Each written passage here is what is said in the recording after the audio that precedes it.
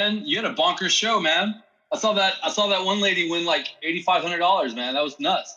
Oh, dude, that was insane, man. That was literally insane. Like, that doesn't happen too often. Like, that's hella rare. Like, that is really rare. Right? Testy knew that game like the back of his hand, man. Dude, Testy knows more about these wait, hold on, is this the right?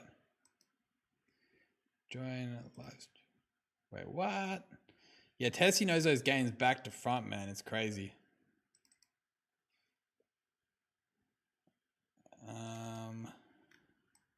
Give me 2 seconds. Where is my screen gone? Here it is. Boom. That's it. We in? We are in. We're live. Sweet. How's it going, guys? I got my I got the Red Bull ready to go, man. Yeah, dude, it's I'll tell you what, the Australian time zone it's not favorable, hey?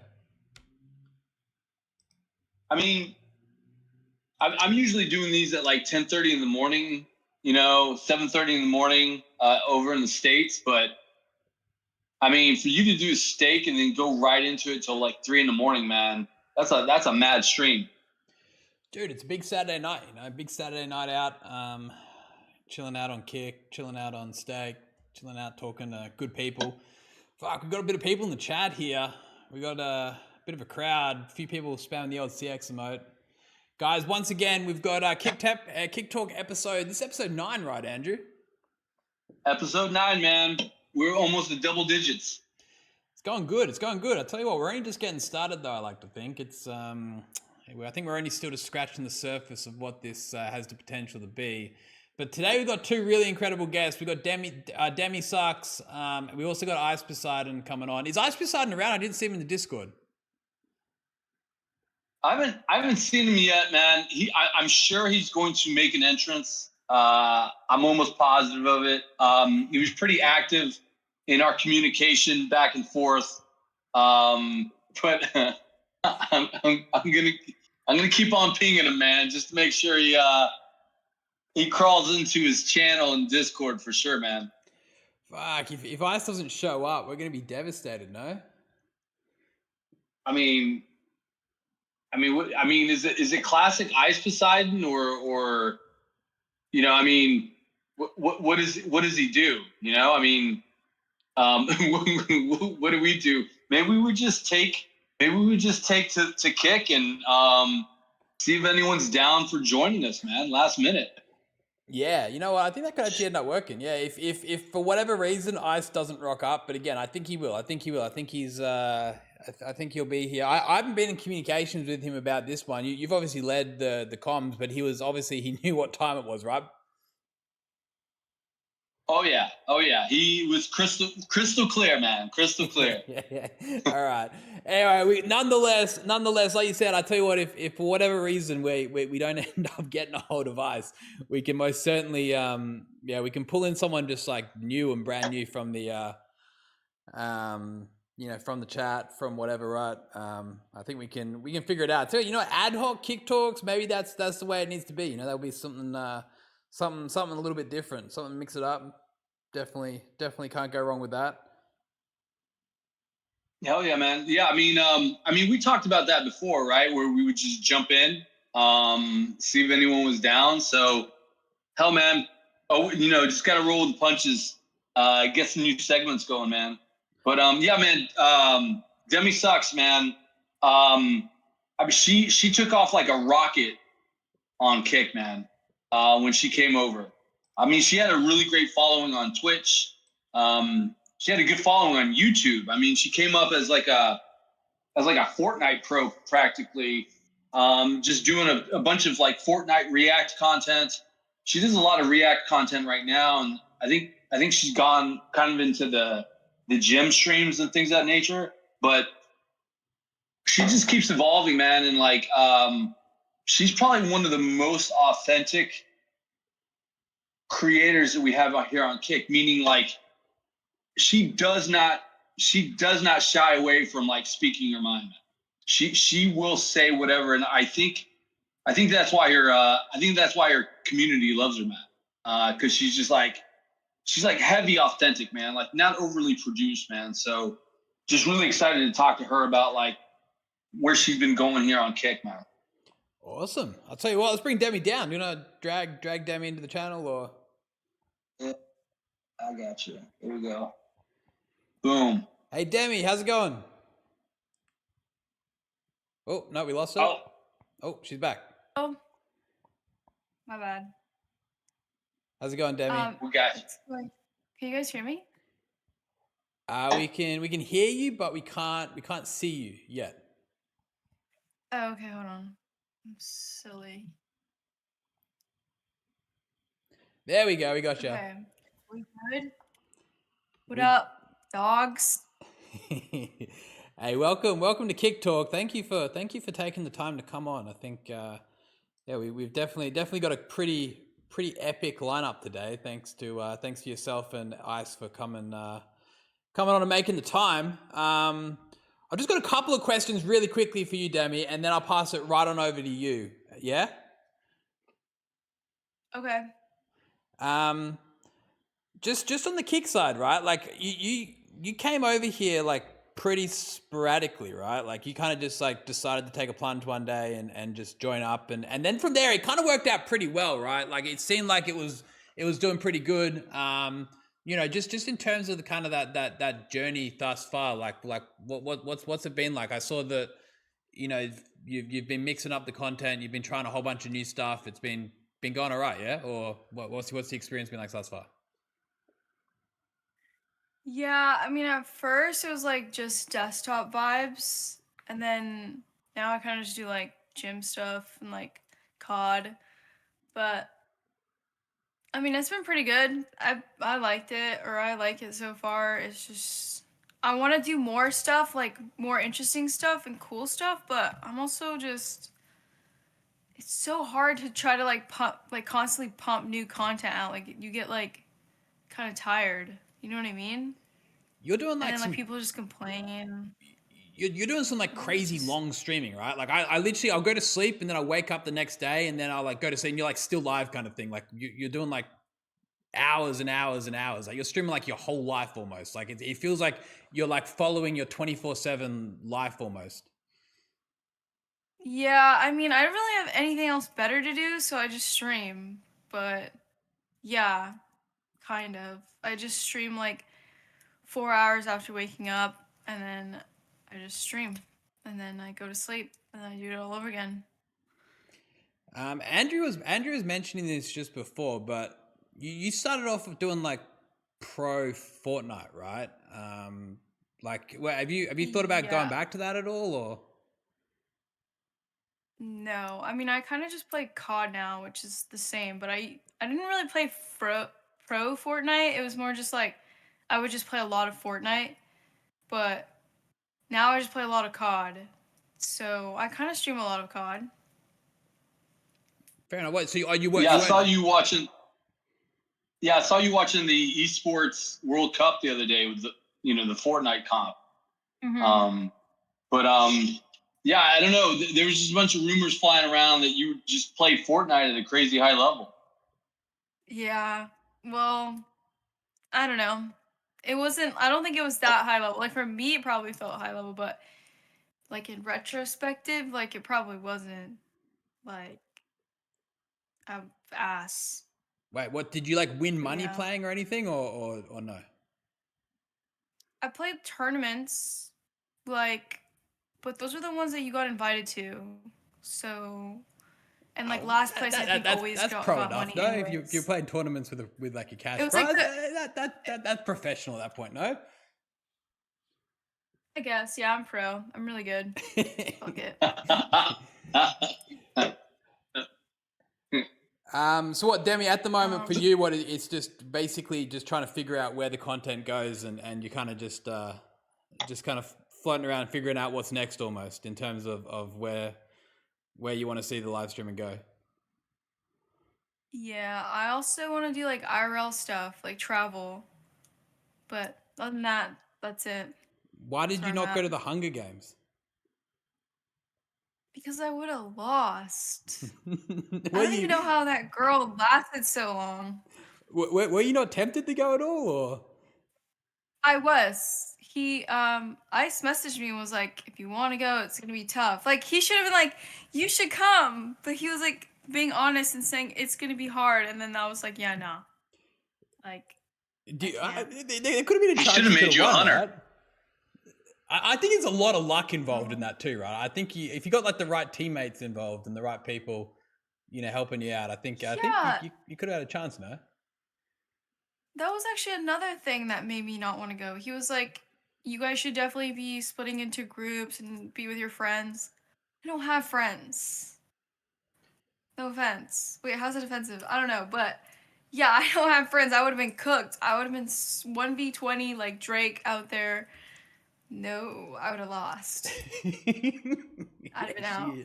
Yeah, no, fair enough. I saw there was a lot of teams and stuff sort of building up out of it, but I'm sure you could have made a team out there.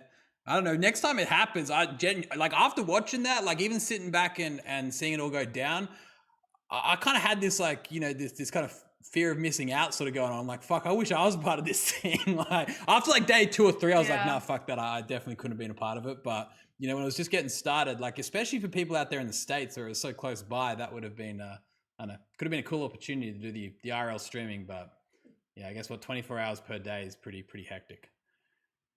Oh, it's really crazy.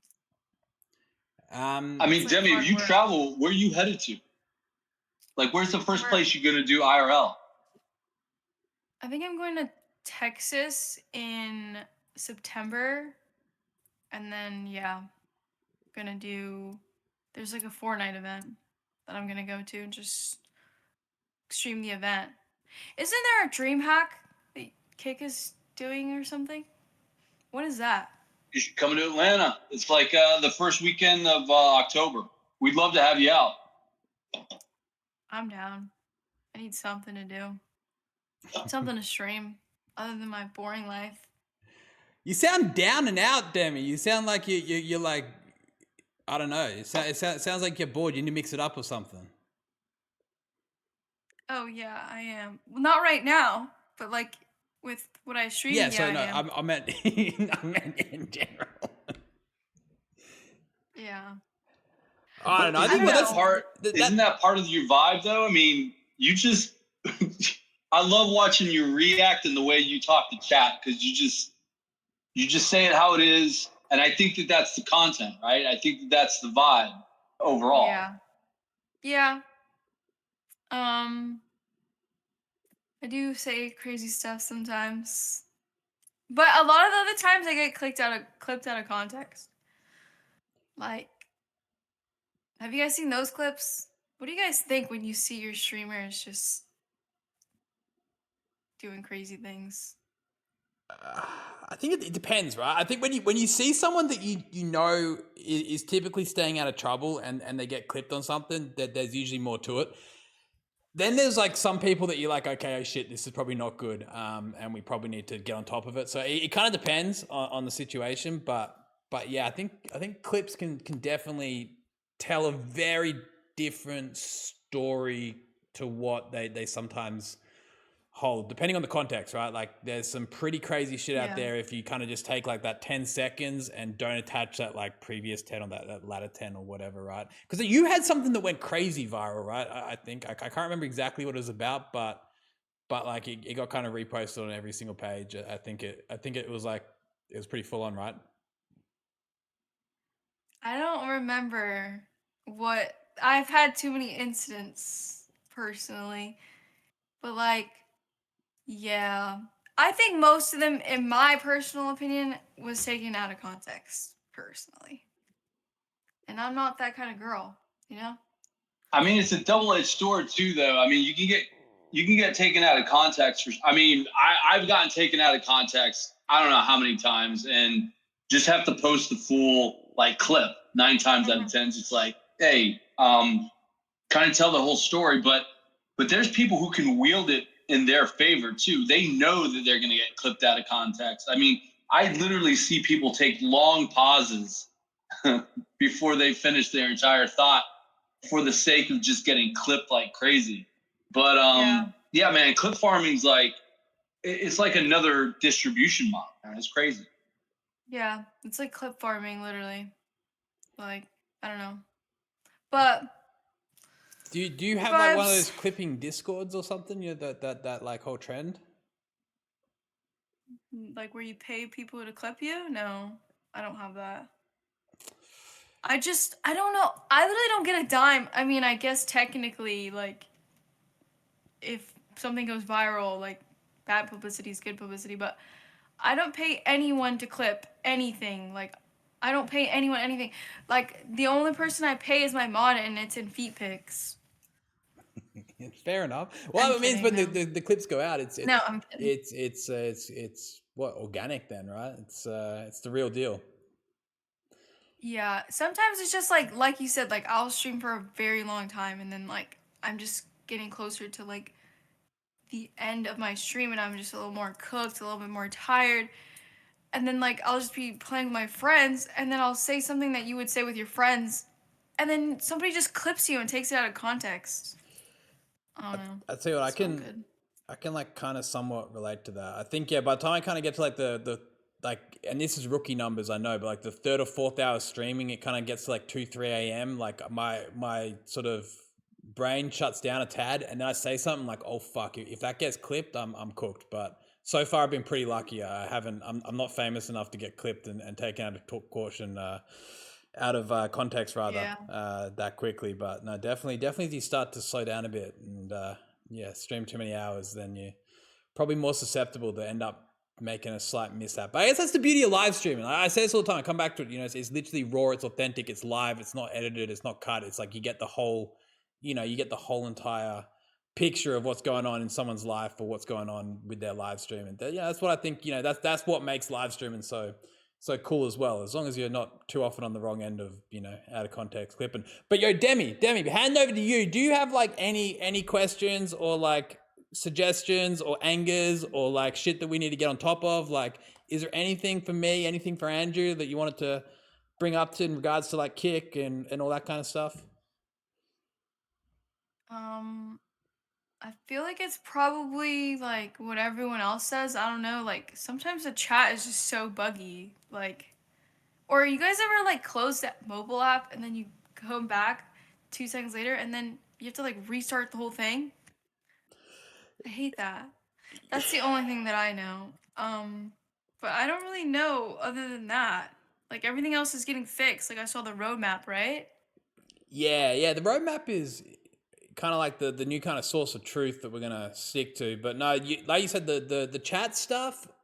If you use next.kick.com, that should all hopefully be like fixed or like working really nice and cleanly. So that is that on the app or is that on like you have to web browser it on your phone? Yeah, that one's just web browser at the moment. But that should, any problems on web browser, whether you're on like desktop or even mobile, like that should definitely fix up a lot of those chat issues. App wise, that one's a little bit further off, but yeah, hopefully needs to get fixed up ASAP, because I know exactly what you're talking about. It's like you need to like restart the app every time, which is like kind of bullshit.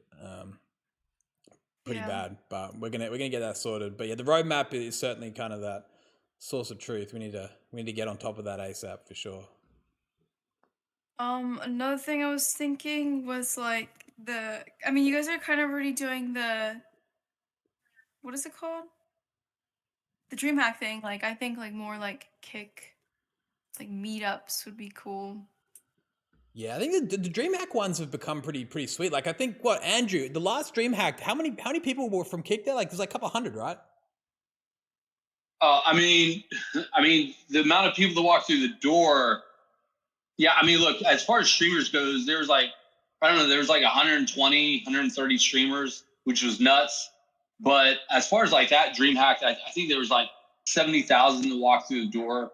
Not saying that Kick had anything to do with it, but we did have explosive numbers from Melbourne, and then we had explosive numbers from Dallas. The numbers for Atlanta are looking insane also. Amaranth came out there, and it was, massive meet and greet. Vitaly came out there.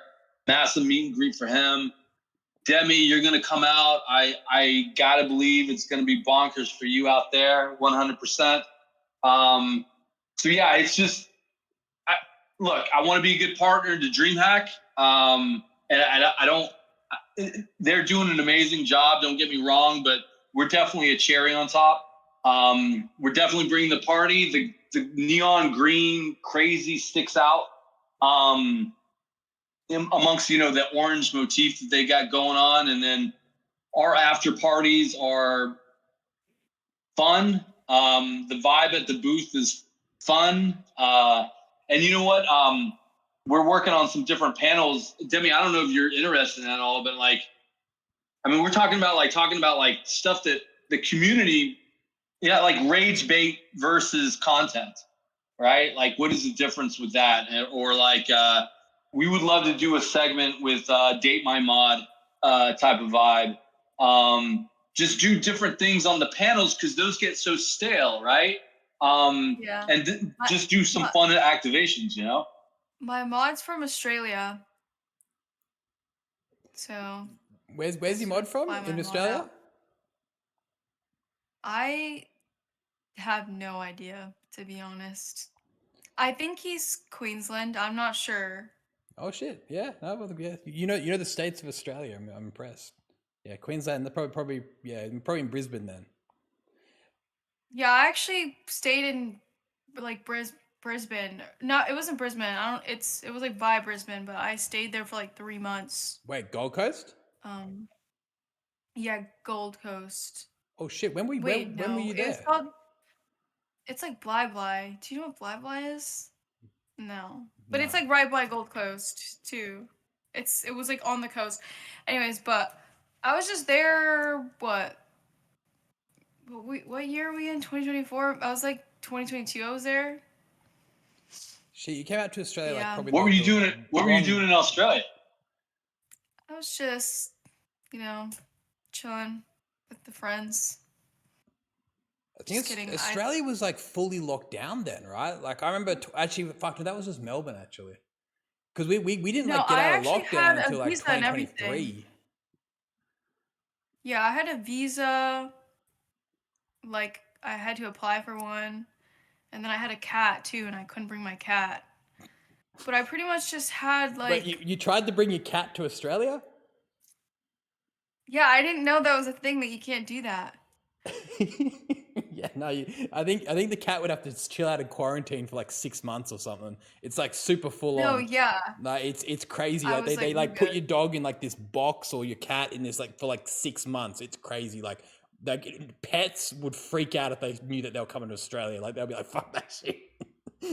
Yeah, and the flight was already so long. Like I feel like my cat would have died.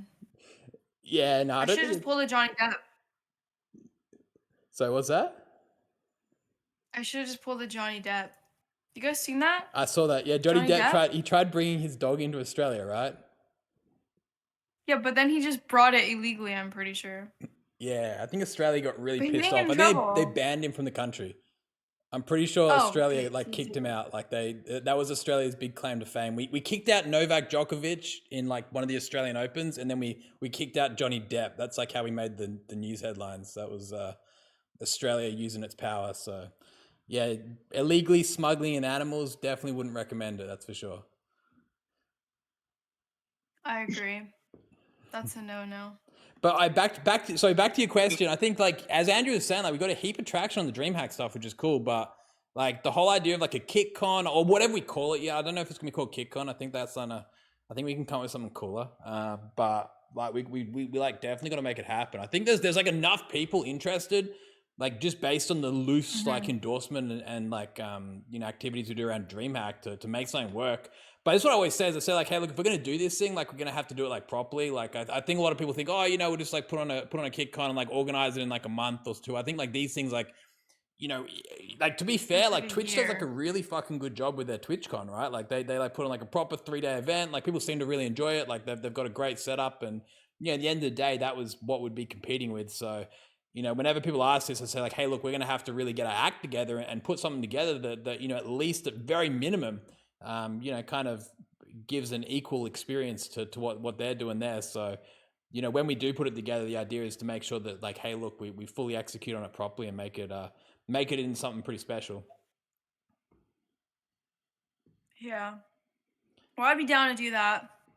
I feel like I know a lot of people that would pull up. Like, there's so many people who like stream and just go to these events, and they stream like their POV of the event. And like, I mean, but would you do it? Would you do it like a TwitchCon or a BlizzCon? I mean, how would you make it modern, right? How would you make these meetups more modern? I suppose. Look, I've been a part of a lot of TwitchCons, and they just turned into like business meetings, right? Everyone has their business card with their QR code, and 90% of the booths are just like paid advertising. Yeah. How do you, what do you think? Just making it a little more. I like things like Loot Fest. I always like chill, like just you can hear yourself think. DreamHack is really good because it's just across all platforms. But like, how would you kind of like do it a little different? Because we're always looking to make it our own. I don't know. I guess maybe like I have no idea, honestly. I don't know how to cook. I can't cook on this topic personally, but yeah, I do agree. Like, you're right. Like, it does, I don't know, sometimes it gets a little like, you have to kind of pull up with people that you know that is going to be there, right? For it to be fun, but you can't like really make friends there, or it does seem like there's just a bunch of ads everywhere. I think we could put something together. I think it's all about the people. I think it's all about the people that come along. I think we got to force like the right crowd to come along. But I tell you what, we've got a clip out of context or in context, you saying you're going to come along. And hey, Ice, what the fuck are you doing in here, man? It's not your turn. Get the fuck out. No, I'm joking, Ice. You can chill. Yeah, dog. Oh, I don't know. I don't know what I'm supposed to do. Well, at least you woke up. We're worried you weren't going to wake up before. We're like, this guy's not even going to turn on your camera, man. Hey, Demi was saying that you weren't offering like a massive motorhome during Hunger Games for her to come out, man. Well, if she would have responded to my DMs, maybe that could have happened. Yeah. My bad, dog. Wait, just to clarify here, you offered Demi a full-blown motorhome as like an advantage almost. Well, no, I offered her some extra food and stuff.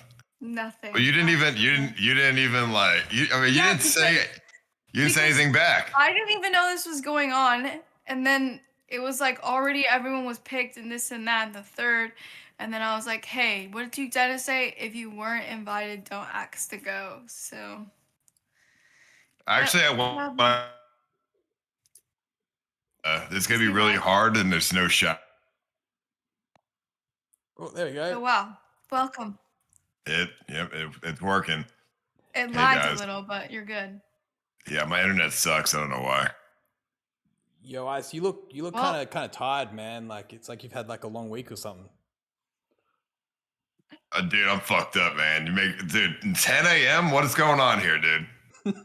Yeah, that was crazy. I woke up for this. I felt like I was getting ready for school. It was crazy.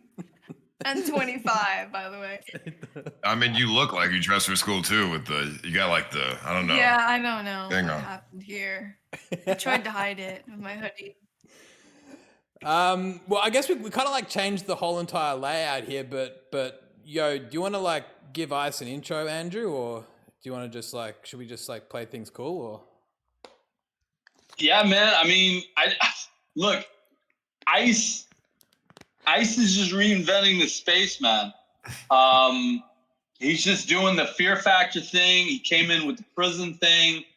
He did the Hunger Games thing. Man, he's just look, I've been saying this a long time. I think there's streaming and then there's live streaming. And this guy is definitely going after the Netflix, Hulu, vibe,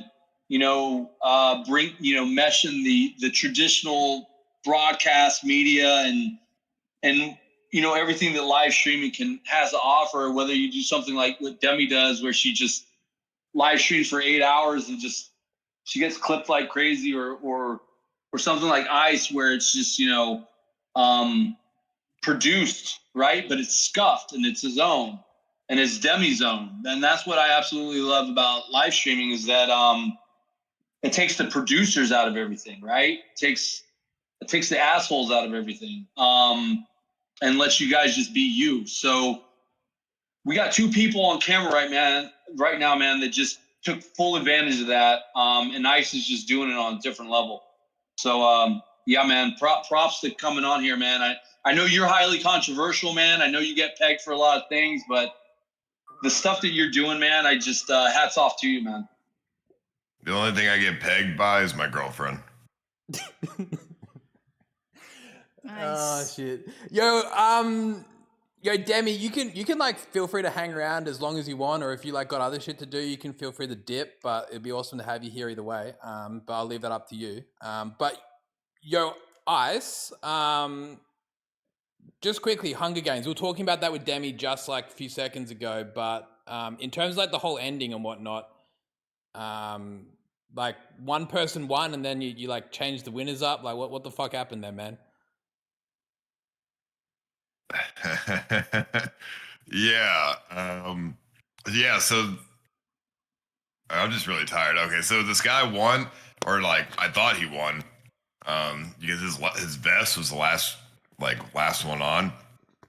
But when I look back at the logs, because all the logs I have for the server data is public. When I look back at the logs, his vest actually had died, but it was a glitch, and they didn't, like, the lights stayed on. But he had actually died like 5 minutes earlier.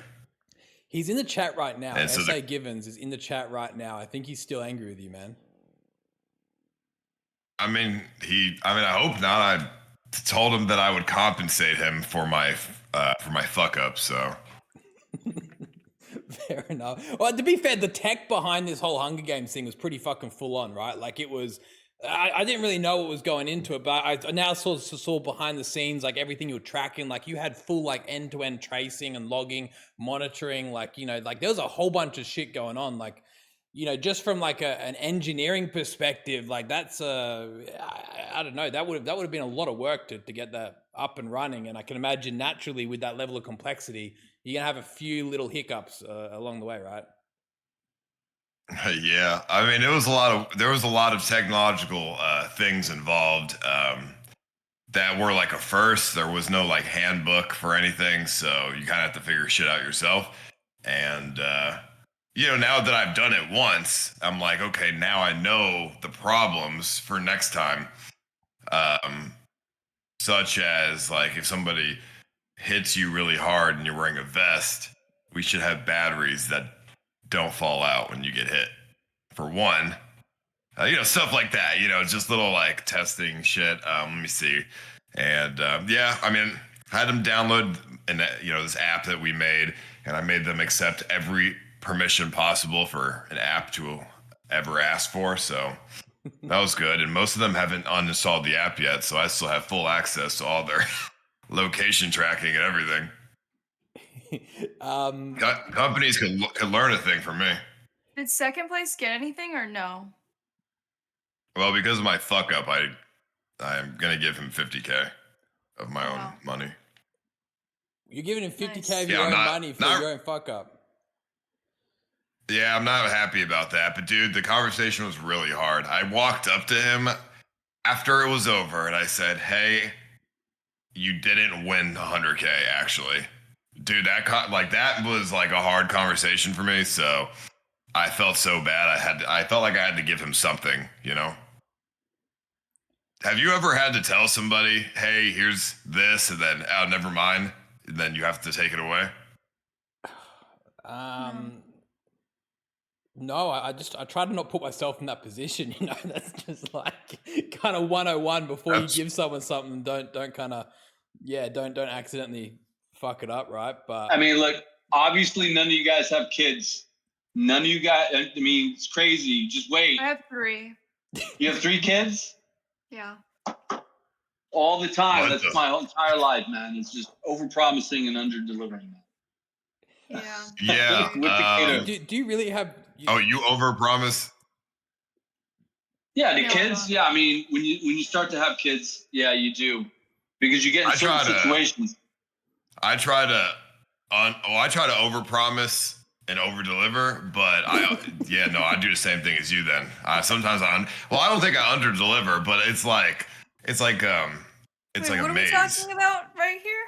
What are we- Talking about You ever seen that meme?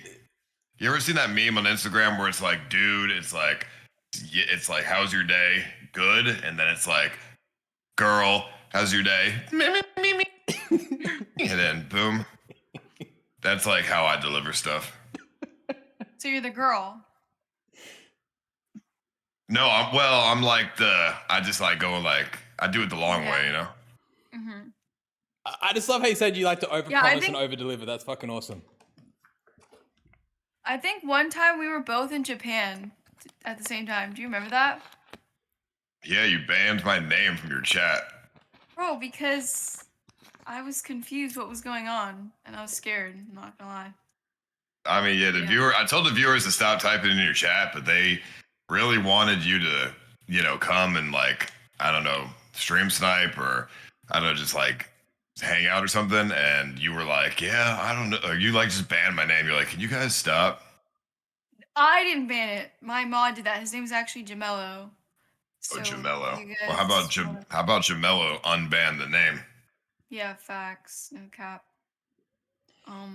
Yeah, Ice. Just That's all I on had to that, say. one of my questions was like your like community, right? Like this whole CX community, and like Demi was just kind of talking about like the chat going nuts. Like, how's that been over the last like? It's because it's like like a decade now, 8 years or something. Like it's pretty hectic. Like your community's like got you in a few like bad places, but at the same time, it's pretty unique, right? It's like unlike any other community, like in live streaming. To be fair, like there's another level of dedication, another level of participation.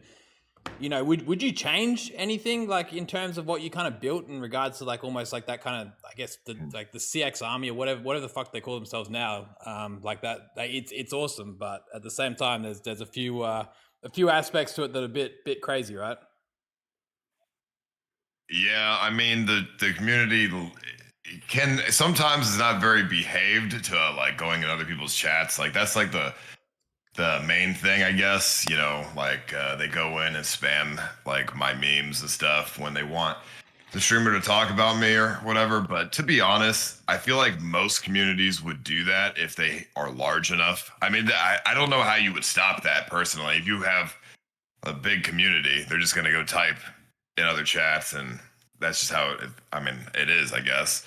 Obviously, my community is more passionate than a lot of others. And I don't think that's a bad thing. It could translate to being like a little annoying or like maybe toxic sometimes, but at the end of the day, when a community is passionate, I think that's something you have to appreciate, regardless of how annoying they could be sometimes. Because the world isn't perfect. They're not going around saying like, crazy shit in chat. They're just annoying. Well, I think as Demi said, what you were like scared, Demi. Was that on the back of the community or on the back of like Ice? I don't know. Scared. I saw a clip in it. I was just kind of scared. Oh, if I knew you were scared for content, I would have definitely like hidden in an alleyway. No, Wait it for you was to like walk by. it was like a clip. No, I wasn't actually scared, but like the clip was like you were in bed. Do you not remember the clip? I was in bed. You were in bed and you were like getting ready for sleep, I think, and then you like said something. I don't remember what you said. I don't know. Who cares? What did But I it was say? just- I don't know. It was like I was you just said, probably you were like, trolling. oh, I know what I said. I said something. It was some crazy shit. I was laying in bed. I think it was like, I don't know, like maybe in my underwear or something. I was like, oh, hey, like, what's going, like, where are you at? Or I don't know. I said Yeah. some weird shit. Yeah, it was, but it was funny troll, obviously. Obviously. I thought it was obvious. Yeah, I mean, it was definitely a troll.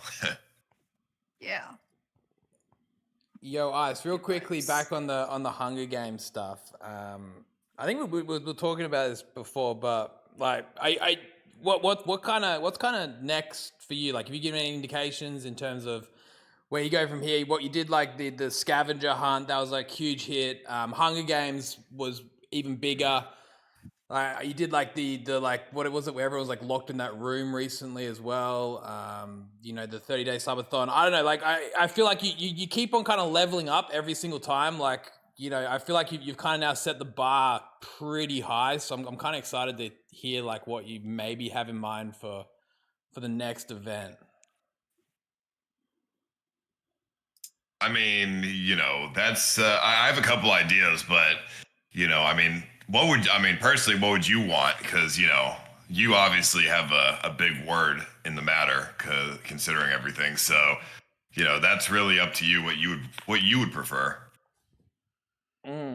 Fucking hell, man! You put me on the spot. No, I always say like, Good things. you guys need to like have the buy-in in order to make it kind of work. But the biggest thing that I think has been like super successful with these like last couple of ones, like the scavenger hunt and this like the Hunger Games, was like that own point of view stuff, right? Like I think that's the biggest game changing thing that we've seen in live streaming now for I don't know how long, right? Because it just allows for people to blow up. Like how many people from the Hunger Games now have like consistent like 200, 500, 1,000 viewers? Like you've ended up like kind of not blowing up, right? But like really letting people gain that like initial traction on the live streams. Like anything that allows people the opportunity to get into live streaming is just like huge, because it's so difficult to start off like a live streaming career. And when you kind of like give people that opportunity to, jump in an event like this, and whether they get 100, 200, 500,000 viewers, like it can really kickstart some awesome, downstream content for years to come. So I don't know, as long as you keep going down that, like that's all I want to see, man. Because I think that's just like the most untapped and the best way to kind of truly link up communities. It is game changing in like terms of what live streaming has to offer. I mean, yeah. Team Korea is a perfect example of a team coming out of that event that garnered so many clips, a new following, and had an event like that not come around. Those guys, who knows? I mean, they might eventually gotten some exposure, but you definitely set off careers definitely in that show, man.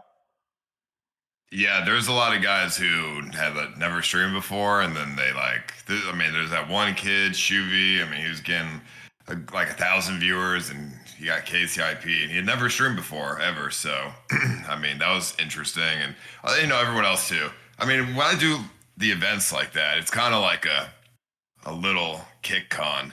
All these kick streamers that come in and they hang out together. They share viewers. And then there's like one big thing they go and try to, the objective. And then when it's done, they all have after parties and they invite me to it, and I hide. Yeah, shit. Yeah, that's actually kind of cool idea, right? Like we'll just literally kind of, Demi brought up like, what's happening with like KickCon and stuff, but like trying to find a way to like almost combine, KickCon or whatever we call it into kind of some kind of event that kind of, has that sort of IRL POV streaming perception. I don't know. It sounds like when you put it that way, it literally is kind of like a KickCon, because there was like 50 contestants, and then there was like, I think almost like double that just were there for the event, right? Like they weren't even participating. Like there was a lot of like people rocking up, right? Burning Man activation type of thing. Yeah, I mean, it was. Before the event started, there's like, and after, I mean, you just in the city, there's just like a million streamers, and then at the event, there's a million streamers, and yeah, I mean, it really is like a convention. I don't know. I'm really tired. I don't know what else to talk about in terms of that, but I'm trying to think of something productive here. I think the next thing I would do is I like the POV stuff. I would keep doing that stuff.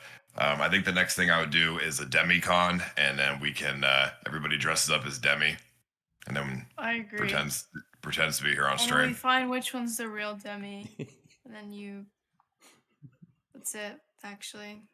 Well, we just all have them. We all have them talk, and whoever sounds like a robot would be the real dummy. You sound like a robot. I am a robot. Oh. I gotta say, if anyone's calling someone a robot, it's yeah, with that deep voice you got, man, it's gonna be quite difficult to throw stones and glass. Hey, they say. How is it over there in Australia, Ed Meister? It's awesome, man. When are you coming back to Australia? You loved Australia, no? You kind of like put us on the map for a Bro, they fucking took my visa away because you got kicked out of the fucking country. Not kicked out, but like when I left, they took my visa away because they said I had too many police interactions. I only had 7. Oh, but it wasn't even my fault. Well, I guess it was my fault. You know what it was? In Perth, the police came up to us like 8 times because we were too like loud or like walking around in our underwear or whatever the fuck it was. So, but I mean, dude, Perth I don't know what was wrong there. They were like anal about shit there. They were like it was like jail everywhere. You can't do shit. It's funny you say that because typically Perth is kind of referred to like the like Texas of Australia. Like it's kind of like the place where they just hang out and they just hate everyone who's not from Perth. They don't really like outsiders. I think that might be the problem. It's yeah, I don't know. They've got even like throughout the last 5 to 10 years, like Perth, like I was pretty sure it was going to become like a separate country for a while there. But you also didn't have much luck up in Queensland, right? You kind of you got in trouble up there or like assaulted or something, no? Queensland on top. Assaulted? I got assaulted everywhere. Yeah, fucking Adelaide, Queensland, Melbourne, your city. I mean, shit. You know, a little bit everywhere. It's fine. I mean, I could probably just reapply for a visa. It's not that serious. They just took away my 6-month one. I just reapply for another one. I mean, yeah, I could do. You know, I want to go back to Australia at some point. I just I've been everywhere in the country. I don't know what else. I've been everywhere except Hobart. I mean, but Hobart is fucking boring. It looks like, so I don't see the point. Shit, I even went diving in Great Barrier Reef. That was fun. I couldn't stream it, but that was a fun time.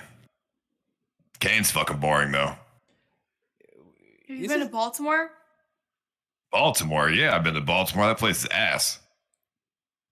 Baltimore on top. Is that where you're from? Yep. That place is ass. I'm not gonna lie. Like Maryland. Maryland. Yeah, I think I almost got shot in Maryland near the pier. It's probably my cousin. Eddie, have you almost ever been shot in your life? I don't know. In Australia, there's like no guns really. Like it's not like the US where you can kind of like buy it from Walmart or whatever, right? Like here in Australia, to get a gun, like it's like hectic. Yeah. So no, thankfully not yet. But fuck, I don't want to talk too soon, man. Like I might end up. Eddie, when are you coming to the US? I don't know. I was meant to go in like the middle of 2020, and then like COVID and shit happened. Then I like canceled my flights and shit. But I want to come over, especially like, you know, even on that discussion of like the whole KickCon stuff. Like whenever that happens, it'll have to be in Northern America, right? Because that's where the vast majority of people are. And like, yeah, if I didn't rock up to that, I'd be kind of definitely in trouble. So I'm looking forward to coming. I've never been to the US my whole life before. I've never been there. I've heard so much about it. I kind of feel like I know the country kind of back to front just by proxy, but I've like never stepped foot in the US before. Where would you guys do this con at?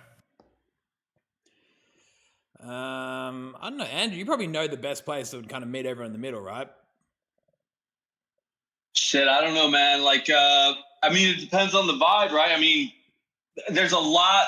Miami's a freaking hotbed. I mean, it's just that's at one point, man. Every streamer converged probably on Miami and just did crazy things on the streets of Miami, man. Austin is another hotbed. For some reason, LA. I mean, I don't ever want to go back to LA, man.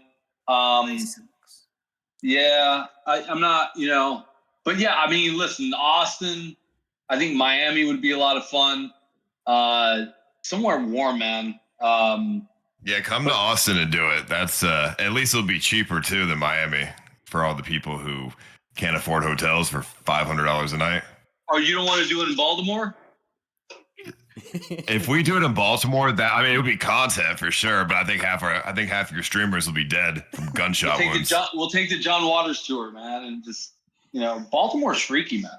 It's a vibe up there, man. I hear what you're saying, Ice, but it's a kind of eclectic. But yeah, no, I think Austin would be the spot, man. Eddie, Austin would be the spot. It's Texas too, man. Yeah, but Austin is its own vibe. How about we just go to Australia? If we went to Australia, there'd be like 8 people that rock up. Like Australia is like 24-hour flight. Like no one comes all the way out to Australia. So the viewership is mainly North America, is what you're saying? I think North America number 1. Other than that, it's like Turkey and like Latin America, I think. But let's go to Turkey. I'm just kidding. Yeah, maybe we could go Latin America, man. There's some great places in Costa Rica. Yeah, Costa Rica, maybe. Yeah, that could be the middle ground for like all the Latin American. Because Spanish speaking and Turkish speaking and what else is there? There's like, I don't know, Kick is like definitely not like mainly English now. There's like, maybe we've got to think about all those guys too. But I don't know. I don't know if they'd be too keen. I feel like they're kind of like their own little community though. They kind of like do their own thing and stay in their own lane and just kind of chill out and do kind of like Turkish and things and whatnot. Would you guys, is it like a convention for Kick actually something that you guys are thinking about? Yo, what I'm thinking, what if like hypothetically, we like said, yo, Ice, like on the back of the fact that you kind of put together pretty good stuff before, like we want to run this like KickCon on this date, like, with our oversight and input, can you put this together? Would that be something like you'd be interested in and like making it into like something that's like interactive too? So it's not just kind of like yo, rock up and like shake everyone's hand, but like add like a component of live streaming into it. I don't know. Like on the back of what we've been discussing here, I think there's something here. I think we might have just come up with the next big thing. Like Twitch kind of stuff. Big shout out to them. They do totally a great get away job. from that. But I think get away from that. I mean, yeah, I could definitely think of something interesting. I don't know. I mean, I'd have to really put thought into it to make it more professional. Said Where's Demi? Oh yeah, I mean, there's Demicon where we give out like, I don't know, makeup and hairbrushes, but you probably want it to be professional, so I'd have to think about how to make it professional because that's not really my forte. I like to make things a little bit more on the fly, I think that's more interesting, but obviously you wouldn't want that for a fucking event that represents your website, so. But yeah, I think we could find that balance, right? Because literally that's exactly what Andrew was talking about kind of before you jumped in the call. It's saying like, hey, look, like, these other conventions have become kind of like these business meetups where everyone kind of like shake hands, exchanges cards, like market their products. Like, it's kind of become like a situation where people kind of look for opportunities that needs like a new take on it, right? Like let's say like, there was like this component that you organized and then, hey, look, we bring in like all the professional dudes to make it look good and cater to that kind of audience, but like find a way to mesh that together, right? Like, I don't know. I have a couple ideas. Sorry, Ice, but real quick to add to that. I mean, there are some, during my time on the other platform, man, there was literally some people who were contracted to go to these cons and they didn't even want to go, man. Right? It was like that. It just wasn't something that they wanted to do, the vast majority of them. So like the whole thing that Eddie and I and Demi are like hitting on is like, it just got to be fun. It's got to be relevant to the streamer. It's got to be relevant to the culture. I think that's why Eddie doesn't mind if there's some of the Ice Poseidon edge to it, but then we also bring in kind of the professionalism that you're talking about, but we make it marketable, right? We make it something that people cannot miss, right? Because it's just so it's relevant to streaming. Yeah, I have a couple ideas with that. I think I've been to a lot of conventions and I think a lot of them are boring because of what you just said. They're all just like networking events and people are really annoying. Or it's just advertisements for sponsors. You go and everyone's just trying to sell you shit. So if you actually could have like fun things to do, then at the event, then it would obviously be better. This is gonna sound like kind of cringe without like more thought into the idea, but you know, some kind of like you go there and it's like kind of like you have the streamers like being the hosts and like having like parties, like I don't know, not parties, but like I don't know how to explain it. It's like you could go there and you're like a small streamer and you like win stuff and get more like win viewers. I don't know, or almost like a casino. I think something's coming together here. I think there's something coming together. Like as long Wait, as what about the Squid Games conversation. What if it was like a Squid Games in real life, and then people could just watch? Like, I kind mean, of like that could be one another big thing. event. Like That could be another thing. It could just be an event at the convention that streamers would be involved in, and if they win, they get money or something, and it's just like a mini event at the convention. That would be a good way to bring people in. And then if they lose, then they have a normal convention. I mean, stuff like that. That could be it, right? Like just using that same idea around like how Hunger Games attracted like a whole bunch of people who just hung out afterwards, and you said end up becoming basically like a little KickCon, right? Like put together like sort of that Squid Games idea, let everyone kind of enter it, and then like, hey, look, then it's kind of accompanied next door with like whatever the more like professional kind of like setup is and all that kind of stuff, and you kind of got that scuffed, entertaining sort of aspect of a proper live streaming event. Accompanied with all the other stuff that people may be interested as well, kind of caters to everyone and creates kind of like a reason for people to rock up and talk about it too. I don't know, something like that could work out pretty well. When is the Squid Games going to happen then? Maybe if that's coming along, we need to maybe get moving. Well, I mean, Squid Games is only something that came up because Aiden said that he wanted to do that with me, but I think Aiden just talks. I don't think he's actually going to do anything, but if he does, then that'd be cool. But I don't want to do all the work and then he flakes, which I think 100% would happen. So I probably would think of a different idea. I could do a Squid Games, but it would just be a very. I mean, if I do it anything like the movie, it would take me like at least a month to like set everything up if I want it to be like semi looking like cool. I could just do it scuffed in a warehouse, but we don't want it to be that scuffed, right? So but if it's like a Kick Games Con, right? Kick Games Con type of Kick Games, and then Games so it's just a variety of games. I mean, Eddie, we could.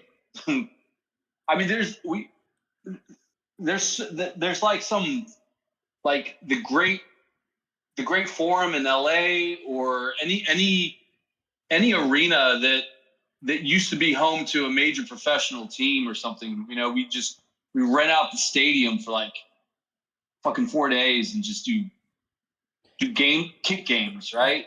All inspired by Ice, and the reason I love discussing this because normally like you said, Ice, like like sometimes you can like have these conversations with people and it's all talk, like it's all talk. But I know when I'm talking to you about this shit, I know there's a chance that it could actually fucking happen, which is pretty cool. Like to get these things across the line and for these things to come to life, like A, it takes like funding or whatever, but B, it takes like someone who's actually gonna fucking execute on it. And to be honest, like when you say stuff, like there's actually a good chance it comes to life, which is like kind of cool. I reckon we could put something together because people tried doing this whole like Squid Games thing, right? And like the bunch of YouTubers, bunch of like streamers, whatever, right? But I don't think anyone's kind of fully pulled it off yet, And I don't know. I feel like given like how much everyone knows like how it works, like I still think it's yet to be done like properly, and like shit that could go like insane viral, right? Like if it was as well, which could be. I mean, if I did it, I would just copy like how like in the series they have like they kill it, like half the contestants die when they sleep, all right, and it creates a lot of drama. They like sleep in that room, and then they could like attack each other and stuff in the room, and then they do the game shows or whatever every day. I mean, I would just do it like that. You do the game shows, and then there's drama at night when they sleep, and then game show next day, and then etc. I mean, doing anything live though, it takes a lot of thinking and effort because if you fuck up, it's live, so you have to keep going. That's the hard part. But yeah, I mean, when I talk about stuff, I actually will do it. I mean, it's not hard. You know, it's not hard to set up things like this. The thing that just takes so long on setting up events is the lead time on some of the items that you have to order. If everything could come in immediately, I mean, I could set shit up in like 2 weeks, and it won't be like super scuffed. The thing that the thing that makes sorry, oh, go ahead, okay, man. you go. All right. No. You know the thing. Oh, god damn it. Okay. You know the thing that makes it scuffed is the fact that I try to do everything myself with like 4 people. That's the thing. If I hire a team of production staff, it would not be as scuffed, but those motherfuckers ask for like 200K and shit. So I'm like, that's a waste of goddamn money. I have, a couple people on my side, and that's good enough. But chat is saying scuffed games. They want to call it the scuffed games, or they want to call it Kick Olympics. But I'm seeing a lot more people saying scuffed games. I mean, yeah. I mean, what do you mean? Yeah, if you want it scuffed, I mean, I know how to make it scuffed. I guess. I mean, I just don't think spending 200K on a production team is a good use of money. I think it's a waste. No. I think that's like the last thing. Like, I think that's what we're talking about. Like Andrew even mentioned, like the whole idea here is kind of like to cut the producers out. Like, but obviously you need to kind of like spend money on certain things, right? But I think you want to still keep like the like raw point of view perspective. Like, I think when you get into like a lot of the technicalities of that programming side, I think that's when live streaming loses it. I don't know, use an example, right? Like Vitaly recently did he tried like doing that full blown like production, right? And then he kind of like got rid of the whole team, right? He said like, fuck this, I'm going back to like keeping that like almost more scuffed sort of variation, right? Yeah, dude, he was using boom mics and stuff. You don't use a boom mic when you're doing IRL. It's going to be annoying as hell, and the audio is going to be weird. Yeah, I mean, live streaming's not TV. You cannot produce it like TV. It's not going to translate well. It's going to look weird. So, you got to keep it more personal. That's like better for the viewers. Yeah, I guess what I like the idea of. So you go, Andrew. Sorry. No, I was gonna say I like the idea of like this mass area. Games happen. When you lose, you go into a party atmosphere while the rest of the contestants are still battling it out, right? And as people lose, you just go into the convention where it's just it's a vibe, it's a party. You keep cheering the people on who are still in the event. But that's like the all right, I gotta go turn on the lights in the office. I'll be right back. What the hell? Why does power Andrew's go out? in the Australian office right now, Paul. You think it's like it's got the lights where you need to like fucking put the sensor on, I think. Oh, well, that's a weird design for a office where you sit down all day. Yeah. Maybe the viewers could like also be contestants also, because wouldn't that be interesting? Like more people would probably come for a chance to win. You have string teams, like communities come together. Like there's Team That Demi, sounds Team so Ice. dangerous. Oh yeah, That that'd be sounds cool. like super dangerous. Like imagine like you've got like these communities that don't get along with each other and everyone's just like fucking I feel like people would certainly die. Really? Yeah, I wouldn't say you want to like pit people like as against other communities. I mean, because my Isn't viewers that what are just retarded. happened? Yeah, but like in real life though, if they like run a convention, my viewers are like kind of stupid, and so they'll like, I don't know, do stupid shit if you encourage stupidity. I guess, yeah. I think my viewers would like, I don't know, come and be like, yo, fuck you, everyone else. Like this, you know what I mean? I don't know. We don't want that. I think if there's Yeah. a way to kind of Maybe get content, viewers, though. like if you found that right balance to get viewers involved in something like that, like shit, it could blow up insane though, right? Like, yeah, talking about like, something that brings everyone together. Like, I don't know, if you even just use like those recent events you were doing, Ice, like if there was the opportunity for like everyone to get involved, like shit, there could have been like thousands of people there, right? I mean, yeah, I mean, the scavenger hunt, anybody could join. It had about, 58 people show up and actually stream. But yeah, it could be more as I do it more and more times because more people start to know about it. Here's the problem here. I can foresee one problem for doing these kind of things at like conventions or whatever, like KickCon. Normal people who don't want to be streamers, how do you get them to come, right? Because if everybody is doing IRL streaming and all this stuff at the convention, obviously people are going to be kind of annoying to non-streamer people. So how do you stop that, like them from being completely annoying? What you mean, like the people who aren't like seasoned IRL streamers, kind of like causing issues and. Like, yeah, if I'm not a streamer and I go to a convention and you have like 20 people with cameras trying to make content, they're probably gonna be annoying, and I'm probably not gonna want to be there.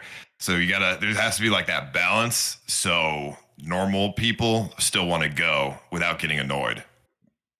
Yeah, gotcha. I mean, I think it's like going to an event, right? I mean, the people who want to be a part of the bubble, right? They're in it. And then the people who want to sit there and spectate, for 3 days and mingle with the entire Kick community could be on the outside, Yeah, no, I mean that's fair. There's I like was sections, too. yeah, sections, yeah. I don't know. Like this. Yeah, like is a where you stream. non-streamer section. Yeah. Make it so you can't walk past this area. Like add like little yeah. Or like now once you walk past here, you're being filmed type beat, but then it's just a bunch of cool ass people with their tripods. I mean, it's a good thing that you're bringing up Ice because, listen, because we were at DreamHack Dallas, and you were doing your thing in Austin, right? And we halfway expected, and a lot of people did come over from Austin. They drove Austin to Dallas back and forth. But I hear what you're saying. Like the thing that you were doing in Austin was specifically for streamers, as opposed to the thing that was going down in DreamHack was specifically for like viewers and fans and things of that nature. Yeah, I told the guys that they don't have to go to DreamHack for any of the clues, so you don't do that and be annoying. But Benny Mac still ended up going there and annoying you. That dude kept showing me his like his wealth and shit. And I'm like, why didn't you back out? And he was like, they have paintball guns. And I was kind of thinking in my head, I was like, how do you not know what you're getting yourself into? I felt bad for him because he had welts on his arms and stuff like that. But no, you can't. You know what the thing is? He comes off to me off stream and he's like, "Oh, it's just content, dude." I'm like, "Why do you complain?" I'm like, he's like, "It's just content." He's just complaining for content. He doesn't actually care. That's what he told me in private. Yeah, I got farmed, man. I got farmed. That's why he was streaming. He's like, "Oh, yeah, look at this." Like yeah, he farmed the hell out of you. What if for KickCon? Sorry, last thing. There was like sections in like kind of how there's like categories on what you can stream. There's just like sections of like you can do each category and you can like kind of stream it all there. Does that make any sense? Did I just sound dumb? Yeah, you kind of go from the Hunger Games section to like the scavenger hunt section to like the just chatting section. Yeah. Like, you kind of as you walk just through, chatting, you gotta like. And then there's like setups where you can play video games there or something. But that's kind of scary because it's like, what if somebody robs a setup or something? I don't know. No, I think you're onto something. Where I mean, this is no different than like DreamHack that has CS:GO competitions, or they have a fighter competition, or they have like a complete art and music section, right? But I think we concentrate more or less on the categories that hit on Kick, Yeah, there should be like a fitness section so I can sit there and do my fitness and stuff. I don't know. Yeah, I second that. Just I will make spitballing. it. I will make a progress here. I tell you what, in terms of like actually getting this thing off the ground, like Ice, if we got you on board now, and yo Demi, you've already said you're coming, and Andrew, I know you're like just waiting for the green light. And you know you guys have already invited me out to the United States, so it sounds like we've got to get this kick on happening in one shape, whatever shape or form it ends up coming out. I think it'll be special. Like I think, again, it just takes like looking at this stuff in a different light. Then again, it could be fucking disastrous, right? We end up just like, yeah, I guess if you take a few risks and add these kind of like slightly unknown variables to it, like shit can go downhill real quickly, like you're saying with like the whole live content stuff. Like, yeah, moment things get, a bit complicated, it can be a bit tricky to handle, but I don't know, nothing. What do that you hasn't been think solved before. What do you think the most disastrous thing could be that happens? I don't know. I think honestly, like my biggest fear with the Hunger Games is like I was like genuinely worried like someone like could get like severely hurt, right? Like it's like I remember I kept asking a few times like, "Yo, you got like this shit under control, right?" Like, like someone like dying or something on live stream would be pretty messed up. Like, obviously that's no, like, I know you were worried about someone dying, but like it's just when I talk about stuff on stream, I only pretend somebody could die. That's never a possibility. I only pretend that's a possibility for content. But I had 2 paramedics and I had a bunch of stuff, safety things in place and security and stuff. There was no chance anybody's ever going to die. There wasn't snakes there. I mean, there could be snakes, but unlikely. I was just lied and said there were snakes and hogs and stuff. There really wasn't. yeah, well, as long as no one's dying, then I don't know. Yeah, I guess there's a whole bunch of stuff, right? But I think that's why Kick is going to be really successful with the IRL category stuff, is because we do understand that, hey, look, shit's unpredictable. Like you can never have like 100% risk-free IRL content, like no matter where you're doing it. Like the moment you start introducing these kind of events, these kind of really unique way of trying to create content, like at the end of the day, it comes with risks, right? And I think we kind of accept that, but I guess it's just about being ready to hopefully get ahead of it before it happens. And like you said, like, whether that's getting medics involved, like on the sideline and just kind of having a decent idea of the landscape and the environment that you're doing this in. Like, I think there's a whole bunch of preventive measures to try to like, maximize the output without, getting too risky on that front. But yeah. Yeah, you have to just pretend risk. You know what I mean? To keep people interested, but no actual risk. Oh, I do have a question though, Eddie. We got to talk about this because this is crazy. All right. I don't know if you know what I'm going to say, but this is for Kick. We got to talk about this. Okay. Santamaria, I hope you're listening too, because this is a genuine concern. And Demi, I'm sure you can agree with this as well. What's going on with these Patricks, man? These motherfucking, these goddamn emotes in the chat. Every time something happens they don't like, they just fucking Patrick the whole shit. Like, what's going on with that? I don't know. That We shit's could get rid ass. of the emote if you really want to. We could like remove it. I noticed Sam Pepper was getting a lot of Patricks. Like whenever I came on, he was doing like the Australian night shift for you. There was a whole bunch of like Patricks, like just constantly. Like no one was. I thought they were bots for a while, but then I kind of looked into a few usernames and it was just people really dedicated to pressing the Patrick. Yeah, bro, they Patrick everyone for no reason. If something they don't like happens, they just Patrick, and it's like the worst theme ever. And you know what? Sam Pepper started that. They started Patricking him when we were doing the sailing stream, and from there on out, that's the whole website gets Patrick now. It's kind of cool though. Kick is kind of teaser developing its own stream? personality. I mean, personally, it doesn't bother me, but I know it bothers like everyone else. Like Vitaly bans Patrick in his chat. You know what I mean? So a lot of people. But that's hardcore. Your community coming in here and Patricking us, man. I mean, at this point, it ain't just my community. Was there a keyword? Did you have a code word or some shit, and you just let them know and they went boxers? No, I mean, what happened was this is how it started. Sam.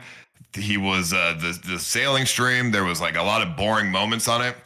So they were doing the green sleeping guy emote, the green kick sleeping guy emote, and then Sam banned that emote in his chat because they did it too much. And then they started doing the Patricks, and then he just let that one go. So It's actually Sam Pepper's fault that the Patricks are a thing.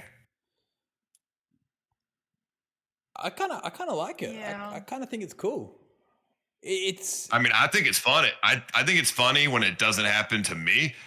Yeah. And nothing. It doesn't really bother me, but like it's just like so. It's like slightly annoying, I guess, depending. It's like, what do you even do? Like, what do you read? Like, now it's just awkward when there's just Patrick's.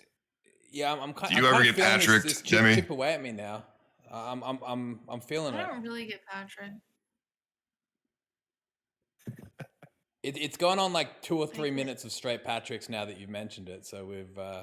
Yeah, Yeah, like, that's how do you ano- even read that? Like, what do you do now? Like, what No, if that's you were another just thing. waiting for the If you- chat? If you mention it, they just it keeps going. But like they'll stop as long as the moment we talk about anything else, they stop. I mean, the chats are really easy to manipulate in terms of getting them to type stuff. So Can you pull that off? How are you going to stop the Patricks? Can you manipulate the chat to get them back on track, or? yeah. Maybe we should do some questions from the chat. Any questions in the chat? Well, the first thing I could do is I could just, hey guys, can you guys stop the Patricks now? That's step number one. And step number two, if they don't listen, is I do something crazy. I say something crazy, and then that will get rid of it, and then they'll forget about it. You know, get some KICK W's, and they just forget about it.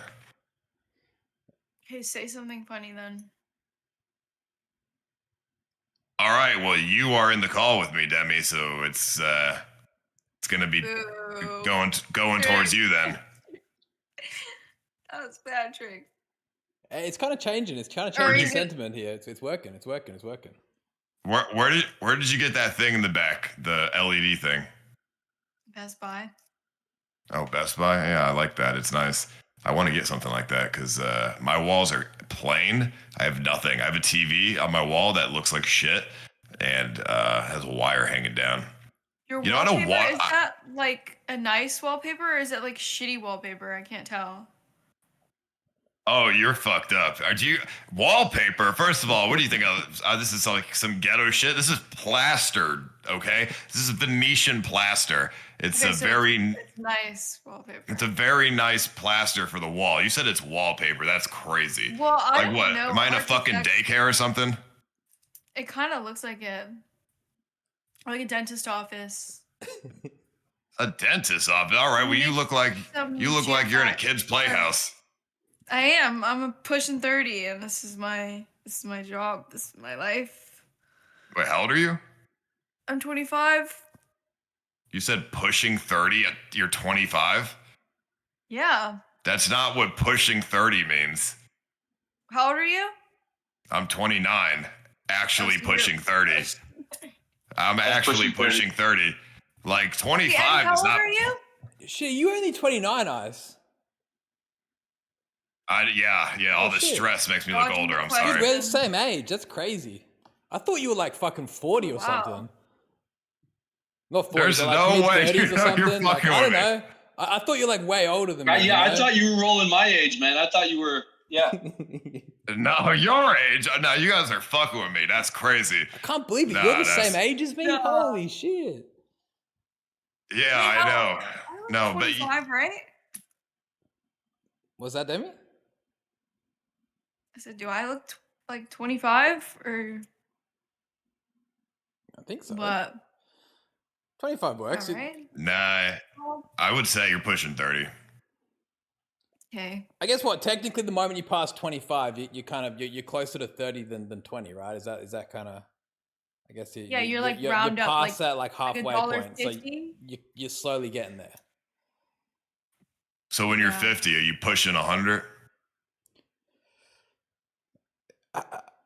Yeah, I guess you could say that technically. You thought I was 40? I don't know. I thought you were like 37 or 38 or something. I don't know. I thought you were like 30. 10 years Dude. older than me. You know, like you know when you kind of like think someone's like just older than you. You know what you mean? I think it's Didn't just you 'cause watch woke my up. RuneScape streams? Yeah, probably because I watched your RuneScape streams. You Maybe. thought I was. No, so you thought I was 35 playing RuneScape like 10 years ago? Man, I'm not doing the fucking math. I'm just thinking, like, in my head, right? Like, when I look at you, I think, like, you know, you're like an older, like, mature guy. You know, as messed up as that sounds, like, you're like not older. That's You crazy. should get like a trim, maybe. Yeah, maybe it's like the Yeah, facial you know, hair I and had shit. I grew the beard for the Hunger Games, but yeah, I usually don't have a beard, so maybe that's why. I mean, I do portray myself as a mature individual, you know. When I was 20, I portrayed myself the same. But I mean, so do you, Eddie. I mean, think Maybe about that's it. why, because you used to be kind of like full cut loose. And like, this was one of my questions I was going to ask you before this came into like a natural conversation. I don't want to change it, but like your like whole streaming shit's like changed crazy, right? You've gone from like being like, you know, one of the most unhinged streamers and like whatever to like actually, like, in fairness, right, being like probably one of the most respectable, like, you know, you're not messing about no more, right? Like you Very are really mature. mature, right? Like like maybe that's why I'm thinking of you as much older, because you've gone from being like, you know, pretty loose and causing a whole bunch of dramas, and now, like, you know, your content's still absolutely fire, but you've calmed down in the sense of not like causing, like, you know, immature sort of drama and whatnot. So I don't know, maybe that's where that perception comes from. Yeah, I mean, that makes sense. Yeah, you know, I was never really super unhinged. It was just a different time. 2017 was a wild time, and you know, that was just what it was. You know, that was the Filthy Frank, iDubbbz, you know, era. So that's just what it was back then. Yo, did you ever find out like the real reason you got like banned from Twitch? I mean, yeah, I know. I mean, so I mean, I got banned because I mean, really, they just didn't like me. I mean, realistically, I talked to Twitch staff after the fact, and they just didn't like me. But the excuse that they gave, which by the way wasn't in any TOS or anything, but the excuse they gave was that, you know, I was they said I encouraged myself to get swatted at the airport, and it was like whatever. But I mean, I didn't encourage it. That was a time where people didn't get swatted. Like, I'd never been swatted before, and so I didn't think about it when I was streaming at the airport. So I mean, really, it was just bad PR for Twitch at the end of the day. That's just all it was, and they just didn't like me. So that was the main reason. And then they just made up whatever. So, but I mean, I talked to staff. I talked to his staff in 2020 about getting unbanned, and he went and tried to put in a good word for me. He said it was going to be very difficult though, because I got banned by Twitch Legal. I didn't get banned by moderation. So, and you know, Twitch Legal, they don't they're not going to accept, you know, like appeals or whatever. So Don't they have like $8 subs now? So we good off them anyways.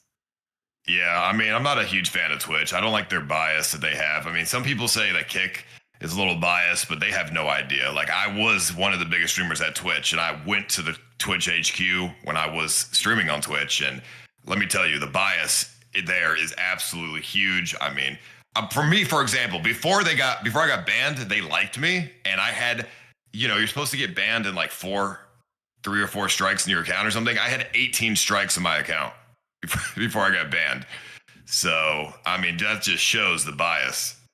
Yeah. 18 strikes. What did you do exactly wrong? Man, I don't know. It would be like whenever I would say like that's gay, or like, I don't know, I'll go do IRL and I'll show something that's like against TOS on accident. Like, I don't know, just random bullshit, to be honest. How many strikes are you on, Dan? Yeah. I don't think Yeah. I've never been that immature personally. You know, I I'm keep perm banned from everything Twitch. in check. Really? Yeah, I got perm banned did you like do? 3 years ago.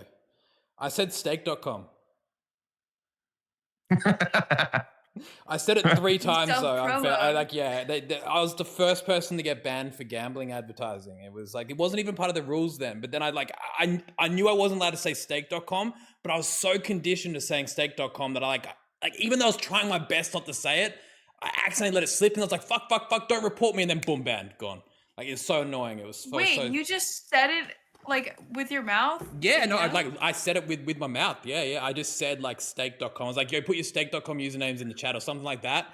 And then I was like, oh fuck, I'm gone now. And boom, I was banned, perm banned. And then I had to go like D-Live, and that was kind of like sad days. And then obviously Kick came along, so now it's all good. But yeah, they like, they didn't even like respond to my appeal. Like I wrote them this like fucking really nice letter, and I'm like, dude, like I'm like really sorry. I genuinely messed up, and they didn't respond, and I'm still banned. So sad days. And now you're taking over, so it's all good. We're gonna get there. Right? We're gonna Dude, take they over. don't- We're gonna take over. Yeah. Would you guys go back if you were unbanned?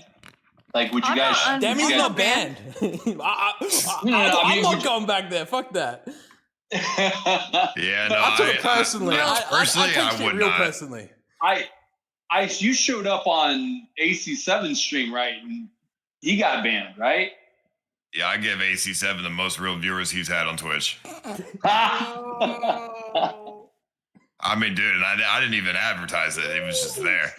No, I mean, it's just like, the thing is like, I wouldn't go back to Twitch as long as Kick's around, because I just would get, they just don't like me. At the end of the day, and there's the bias. So what's the point? I mean, it would just be a waste of time. Also, I don't like a lot of the Twitch streamers. I think like I got snaked by a lot of people, and a lot of people are fake as shit. And I just personally don't like a lot of my colleagues that I would have on Twitch. Because when you get banned, and when you've been banned for 8 years on Twitch, they treat you like shit. They treat you like you're a fucking outcast. And I don't like that. I like real people, and there's a lot, like, nobody's real on Twitch. Everyone's got blackballed. The Twitch blackballed the hell out of me. They ban me, and then I show up on people's streams, I get fucking banned. It's like, it makes no sense. I've been banned for 8 years on Twitch for getting swatted. I mean, it makes no sense at all. I just think that there's room enough in the market for a Kick. I think one thing I say a lot is like, I mean, there's HBO and then there's Nickelodeon, right? And I just think our TOS allows for more of an HBO vibe, because I think all the streamers and viewers that were watching Justin TV have just grown up, man. Right? They grew up, and I think the TOS is just haven't evolved. I agree with you on that. Yeah. I think Twitch is like kind of for kids now a little bit. Yeah, I think using that Like, Nickelodeon Kick could be versus for- HBO, that's fucked. That's kind of a low blow there, Andrew, man. You're really fucking hitting them hard. But I agree. I think it is like, I think there's like kind of like going like PG and brand friendly, and then there's like going too far, right? Like, I don't know. That's my opinion at least. I think you got to find that balance. Like, entertainment, comes at a cost of having to sometimes upset people. It's the same way, jokes, you end up naturally having to make them a little bit they can't always be friendly in order to be funny, right? I think there's a line you need to draw in terms of trying to appease everyone. But anyway, I don't even think Twitch is like for kids necessarily. Even with that, I just think they care only about money, right? They haven't been profitable in however many years. They care only about money, so they won't do anything that's good content, because it doesn't even have to be edgy. Like, like my Hunger Games would never be on Twitch. They would never allow stuff like that. And it's not even edgy. I mean, obviously it's intense, but it's not edgy. They have their little niche of like video games and like doing like backyard barbecues content, and like that's what it is. I mean, and the people who watch that are like the parasocial ones, and they I don't know. I don't know who. I know the demographic on Twitch. I don't really know what it is. It's like parasocial people who have no life. I don't know. It's like, I don't get I can't watch Twitch.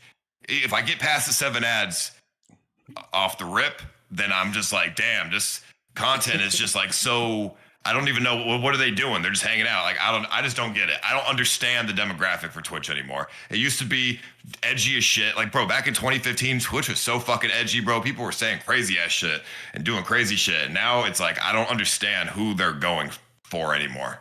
I just don't get it. It's like the parasocial people. or something. Yeah, I don't know.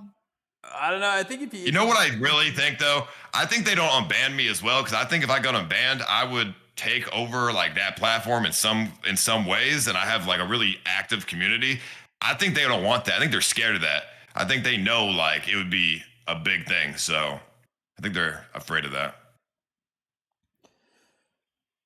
Yeah, I think the communities kind of like definitely kind of end up going around the platform too. So maybe it was like they kind of found an excuse to ban you, right? Like maybe that was kind of it. I mean, The community got too out of hand, or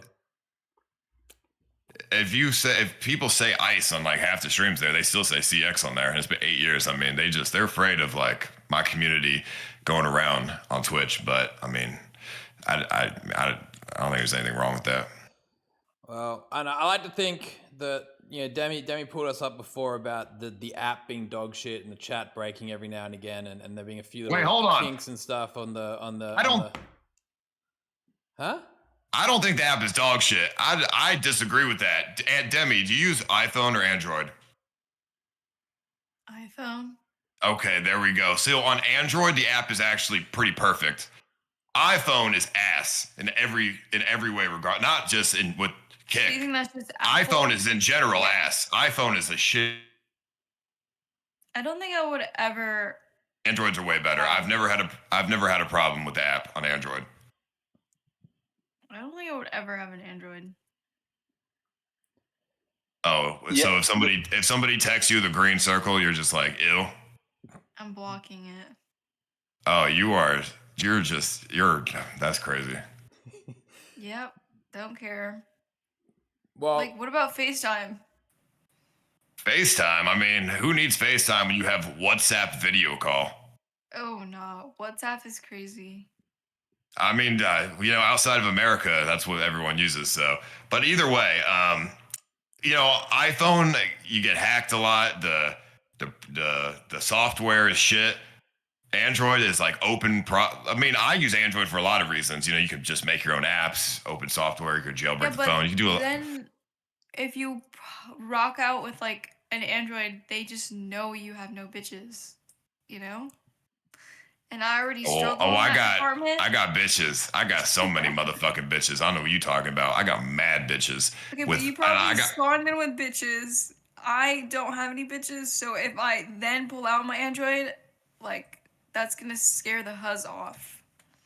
So, I need an I think if a girl had an Android, I would be impressed by her, because I'd be like, wow, you're actually smart. I mean, 1440p, 120 frames per second. We're talking about like a camera lens that zooms way farther than iPhone, and we're talking a lot of things. We're talking split screen. We're talking about changing your fucking lock screen, okay, to whatever you want. I mean, there's a lot of good things about it. What does iPhone do? Oh, blue bubbles and FaceTime. But wow, who the fuck cares? I just talk on Twitter anyways. Either way, the Kick app is actually really good on Android. On iPhone it sucks, but on Android it's good. Just so you guys know, because everyone keeps saying how bad it is on phone, but it's not bad on Android.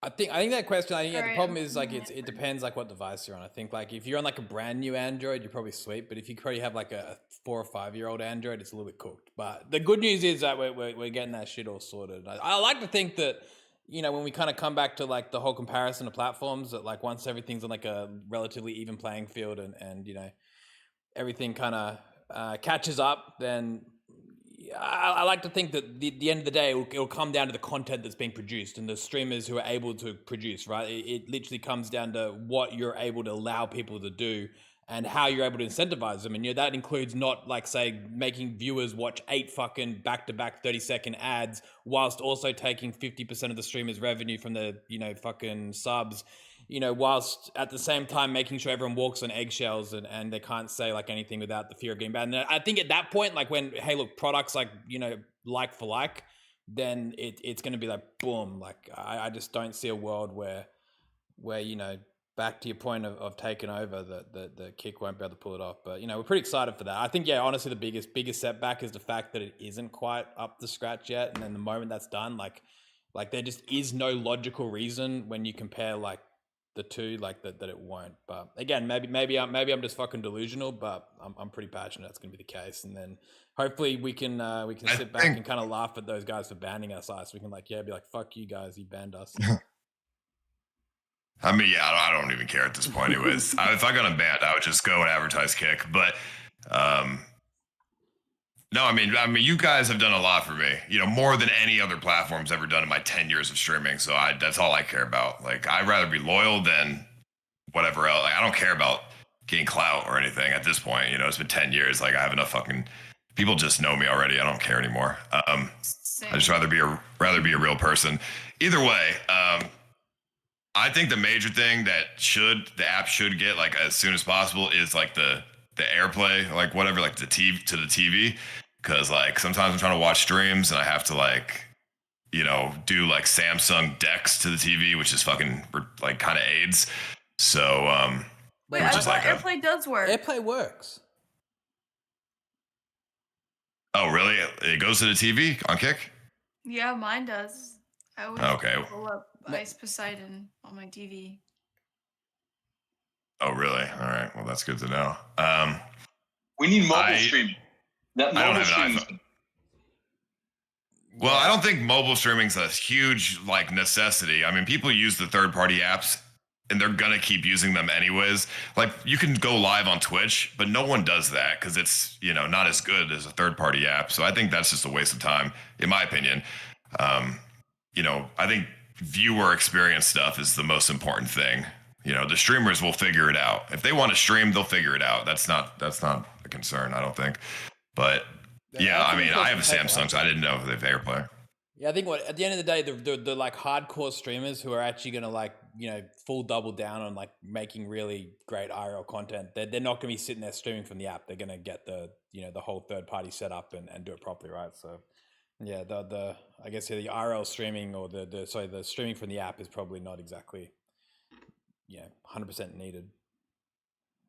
I know, you know, some people were talking about what, you know, they think Kick needs the most and like priorities and stuff. A lot of people talked about like getting like a currency, like bits or whatever, like on Kick. I don't really think that's a huge priority. I don't understand why that would be a priority. To be honest, there's already subs and gifted subs. I think there's much better things that could be focused on first, in my opinion. What about like channel points or predictions? That's what I'm saying. Channel points, like, is that really a priority? No, dude, I don't channel get points like is huge, man. Dude, channel points are fucking massive, man. People love that stuff. I agree, though. I think it's like, I think it's just because we're like streamers, so we're not used to like using channel points. But people who like view love that shit, like the betting and stuff, and then you just win a currency that's like imaginary, but they just love that shit. You're saying because it keeps people watching your stream. Yeah, like they want to build their points and then they want to gamble it and stuff. You know? Yeah, I mean, I guess I don't really see that because people, you know, I can get people to watch through other means, but I don't. I never understood the channel point thing. I mean, I streamed on Mixer for a little bit. They had like a channel point thing, and I'd never used it. People had billions of those points, like or something of those points. Yeah. Yo, Ice. But if you're saying channel points and like the variation of like bits and all that's like not a priority, what is a priority in your opinion?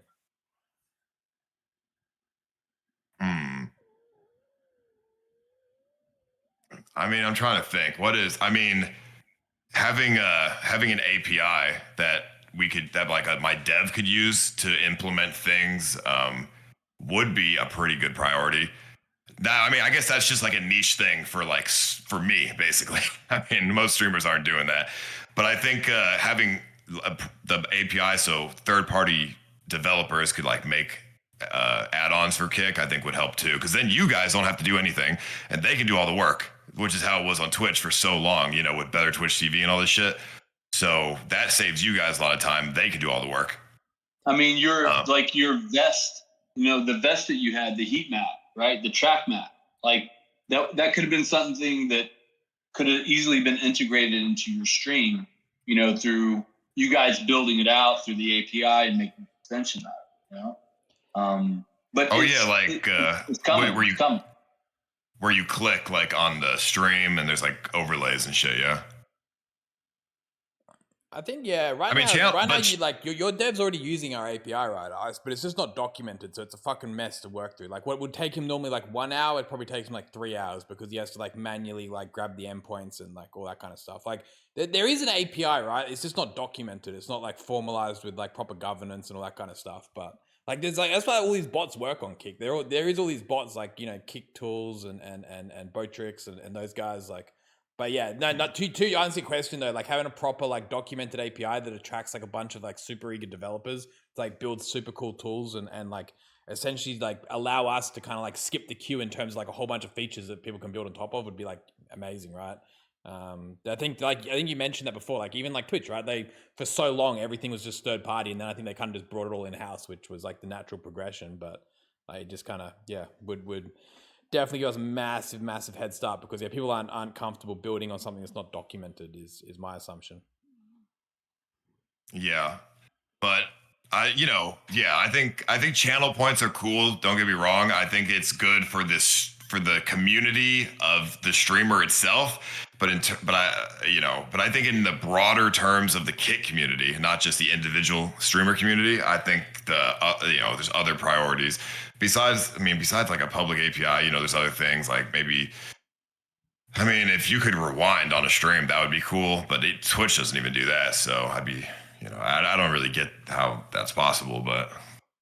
That's like YouTube, right? We can do that actually. It's just the thing about that is it gets really weird because you get stuck between like what's a VOD and live chat, and it actually kind of like I know Twitch would be able to do it really easily, but I think they've made a conscious decision to keep the VODs and the live stream separate because you can hypothetically rewind like 15 seconds, but then I think a lot of people would get stuck in the old live stream. Like, we had a bit of a product discussion around this, but it's actually really easy to do. But kind of after looking deeper into it, there's a few little technicalities around like what it would end up kind of changing. But like if rewind is like genuinely something you think would hit hard, like we can get that. It's possible because the VOD is like encoding in real time, right? So like all you have to do is just allow the person to kind of maneuver around that. I think you have to make it like a minimum of 15 seconds. You go back. You can't go back like 5, but that's the only like thing that would change. But it's actually kind of super easy to do. It's not even a big change. Esports crew love rewind during esports content. Yeah, I think things like that.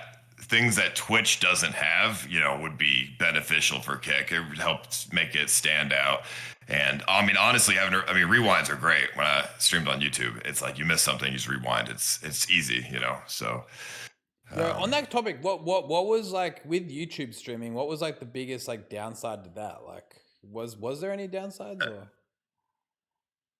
Yeah. So when it comes to the technological part, YouTube honestly had the best technological setup, where you could stream in 4K there's no delay at all, rewind, all that stuff. But in terms of the community stuff, they are shit. They shit the bed completely. The chat room is ass. There's no emotes. There's no anything. There's nothing for the viewers besides gifted subs they just implemented a year ago. There's no discovery. If you're a streamer, the only way you're showing up in the recommended is when you're fucking live, or if your VOD gets like 1 million views. There's no in between. Like, you know what I mean? And then if you curse like me, you never get recommended. You get demonetized. Not like demonetized, but like my money per view is like kind of low because I curse and like whatever.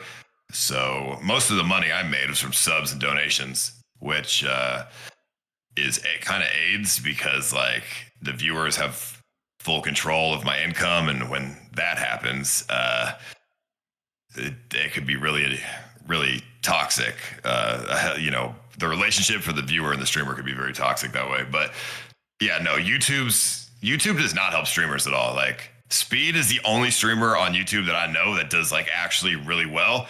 and brings in new people. But he's also famous with more than just being a streamer, I think. So they used to have this section on YouTube that was like live now or something, and I would show up on that, and that helped a lot. But when they got rid of that because of all the bots and like fake streams, then it's like no one will ever find your stream anymore. Yeah, hey Demi, you had some success on YouTube. I think you mainly had VODs. Did you ever do live stream over there? No, I never did live streaming. I only have streamed on Twitch and Kick, and then I streamed like one day on TikTok, and then I got banned because I cursed. I think, I don't know, and then I never did it again. I was just like, we're good. But yeah, I only did Twitch and Kick. Yeah, Ice, I've got one last question for you. And this one's just from the back of the chat here. What do you think about Ebbs and his $1 KCIP, and how do you think this needs to be addressed? Okay. Well, personally, I don't really know what's going on. Why does he have $1 KCIP? I don't know. I haven't actually checked it. Does he actually have $1 KCIP, or is that like, is he true? So, I mean, he showed it to me. He showed me his KCIP during the Hunger Games. Okay, Shuvy, this brand new streamer, is getting $25 an hour. He's getting $1 an hour, like honestly, or maybe like $2 an hour. And I don't understand why. But I mean, if like he's definitely not view botting. Maybe somebody view bots him, but he's not the one doing it. And I think punishing him for that is like not good, because it shows like that trolls can just fuck people over. But I mean, I think he deserves a normal KCIP because he's been around for like 10 years and he is good content. Yeah, I think my guess is if it actually went down to $1, it would have been on the back of like some viewer manipulation stuff. But yeah, to be fair, we still have like a lot of work to do on getting that like KCIP stuff like fully fine tuned. Like we wanted to kind of get something out the door ASAP to just get it off the ground. But like I don't, compared to when we launched KCIP to where we got it now is like fucking day and night. Like I think, yeah, a few people complain about it going down a little bit, but I think if most people have gone up a ton, like a lot of people making way more. It's actually going like you tend to only hear about the people who complain about it going down, but usually that's kind of for good reason. But okay, on the back of you vouching that it actually is $1, that does sound a bit unfair. I thought people were just trolling about it. We'll go check on it and get that. Dude, he showed me. He showed me his dashboard. I think for a 10-hour stream, he made $3. $3, yeah. Or so it was so bad. I mean, I was like, God damn, dude. I mean, yeah. I mean, I guess it's better than nothing. But TOS like for KCIP. No, I mean, I told him to stop banning people in his chat, 'cause he bans a lot of people in his chat, and I told him like, if you're getting view botted, you got to just like turn on bot protection and stuff. But I don't know. I mean, it's kind of crazy. Hey, I got a question for you. Like, and I'm not saying I don't know EBZ's situation, but what do you think of a channel that's consistently getting botted? I'm talking like routinely at the same time every day for like a 6-month stretch, like. So, I know EBZ personally, so I just know he doesn't bot because he could barely stream. Like he's not a good, like his intelligence for streaming is pretty low. So I know he's not botting himself. He doesn't even know how to fucking do TTS donations barely. So I mean, he does have trolls, and trolls do view bot him just to fuck with him and his KCIP for this exact reason. But if someone's view botting, I can tell. I don't know if you guys can tell. I can tell who's view botting and who's not. Okay, it's pretty obvious. People who pretend their viewers are real are the ones view botting for the most part. People who know they're getting view botted will never bring up their view count because it's fucking. They know it's like embarrassing in that regard. Like if I'm getting view botted for 40K viewers during a stream, I will not bring up the view count unless I'm literally saying, oh, I'm getting view botted, yeah. And then I'll make a joke out of it. I'll be like, yeah, bring me to 100K, whatever. Because there's nothing else you can do. You can't be mad at it. You can't fight it. You know, if you want them to stop, you have to like kind of play along with it. But if you just, yeah, I mean, I don't know. What is the question? He said people are view botting and you need to call them out. Who are they? Actually, that's exactly I mean, what I I mean, said. I mean, Neon Viewbots. In my opinion, I mean, Action Man definitely has Viewbots in his channel. I mean, Sam Pepper has Viewbots in his channel. I mean, what do you mean? Like so many people. But then again, people on Twitch Viewbot too. I mean, these motherfuckers at OTK definitely Viewbot. You know, I think a lot of these fucking FaZe guys Viewbot. So, I mean, to be honest, everybody fucking Viewbots on streaming except for me. Like, realistically. Whoa. I know that sounds fucking crazy. I'm not view bottom, motherfucker. Fuck you. Well, not you, but like, man, you don't need a Viewbot, bro. You fucking what? How much? Like billions of dollars or what? 1 billion, whatever it is. Like, you don't need a fucking Viewbot. But these other guys, I mean, they fucking. Are you Bro, actually a I mean- billionaire, Eddie, or is that cap? I honestly don't know where they make those rich lists up. Like, I don't get it. I've got no idea. Like, I think somewhere they said I'm worth like several billion, and then another place they said I'm worth like a little less. And I don't know. It's all a load of bollocks. Well, I'll tell you clear that the much. allegations. Bro, bollocks, I'm dude. I funny. saw your article or whatever talking about like most expensive house in Australia. Like, I saw the article, dude. Oh wow. Yeah, I And don't then listen. the I don't know, right? I don't comment on that stuff, and people make like they all the numbers is what I'm saying is like they're literally made out of thin air. Like if you see like those lists or whatever, like yeah, take them with like a grain of salt because I'm what still kind of yet car to do you figure out. have? I'm pocket watching. Huh? I said, what kind of car do you have? I'm I've got- pocket watching. I've got a Range Rover. I love my Range Rovers. I've like had a Range Rover for the last 10 years though, so like I've always got the new one. I love Range Rovers. So you're humble, okay? Bro, he's being so humble. I saw his Range Rover. This shit's jacked up. This shit is like fucking badass. This motherfucker put like 80-inch rims on this thing, dude. What are you Like, talking about? No, I didn't. Wait, what did you say? You didn't see my Range Rover, did you? yeah, when we finished the subathon, when you came to the Crown, we went to Nobu. You came in the Range Rover. Yeah, that's right. Yeah, that's right. Shit. Like that Oh, feels wow. that feels recent. I know, right? Woohoo. Yeah, you gotta come back to Australia again, man. It was good. Yeah, I mean, I probably will at some point. I just have to have a good reason to go. But yeah, the view back. So the view botting stuff. I mean, there's no way to stop it. I don't think. I mean, everybody on Twitch and everyone view bots. It's just because everyone. It's like, why would you not? There's no downside. Hey, to be fair, the Spanish people don't viewbot. The Spanish people don't viewbot. I don't think they figured out what viewbots are yet. Like those guys are legit. Well, that's The good, live but community yeah. is huge. They're so crazy. I feel like they have a crazy community. Like, good. If someone's in the viewbotting industry, they need to break into like the Spanish community. It's untapped. Like they have not found viewbotting yet. Like there's a fucking market there. Like take your viewbots and sell it to the Spanish speaking people. They'll be like they've just found fucking fire or something. Like they're gonna be like, oh shit. Like right now they've got no idea. Like the Turkish people as well. Like they don't even know what a viewbot is. I don't think. Like they're all like legit too. Like all these viewbotters need to fuck off away from the English speaking people and like go sell this stuff over there because like right now like no one's got a clue. But yeah, I think you're right. Like to be fair, live streaming in general, like the fact that like platforms incentivize people to increase their viewers, like naturally, like yeah, there's like a whole bunch of like, yeah, it's pretty easy, right? The barriers of entry is kind of low, so I don't know. I like to think that people kind of can make up their own mind whether someone's viewbots. Like the view count's kind of just like secondary, right? Like it doesn't really mean much. Like I think it means less than it ever did before. Like nowadays, like you either like someone's content and you enjoy watching them, or you don't. You don't watch them because they got like, you know, views, right? Like I think it's kind of like it definitely it isn't what it used to mean, right? And that's on the back of the fact that I think it's people say like Kick's prevalent for it, but like yeah, it's on every platform. It's everywhere, right? Like it's just so easy to do. Like you spend $10 and you're sorted, right? That's just because they're just shit on Kick for no reason. People viewbot on Twitch. They've been doing it for years.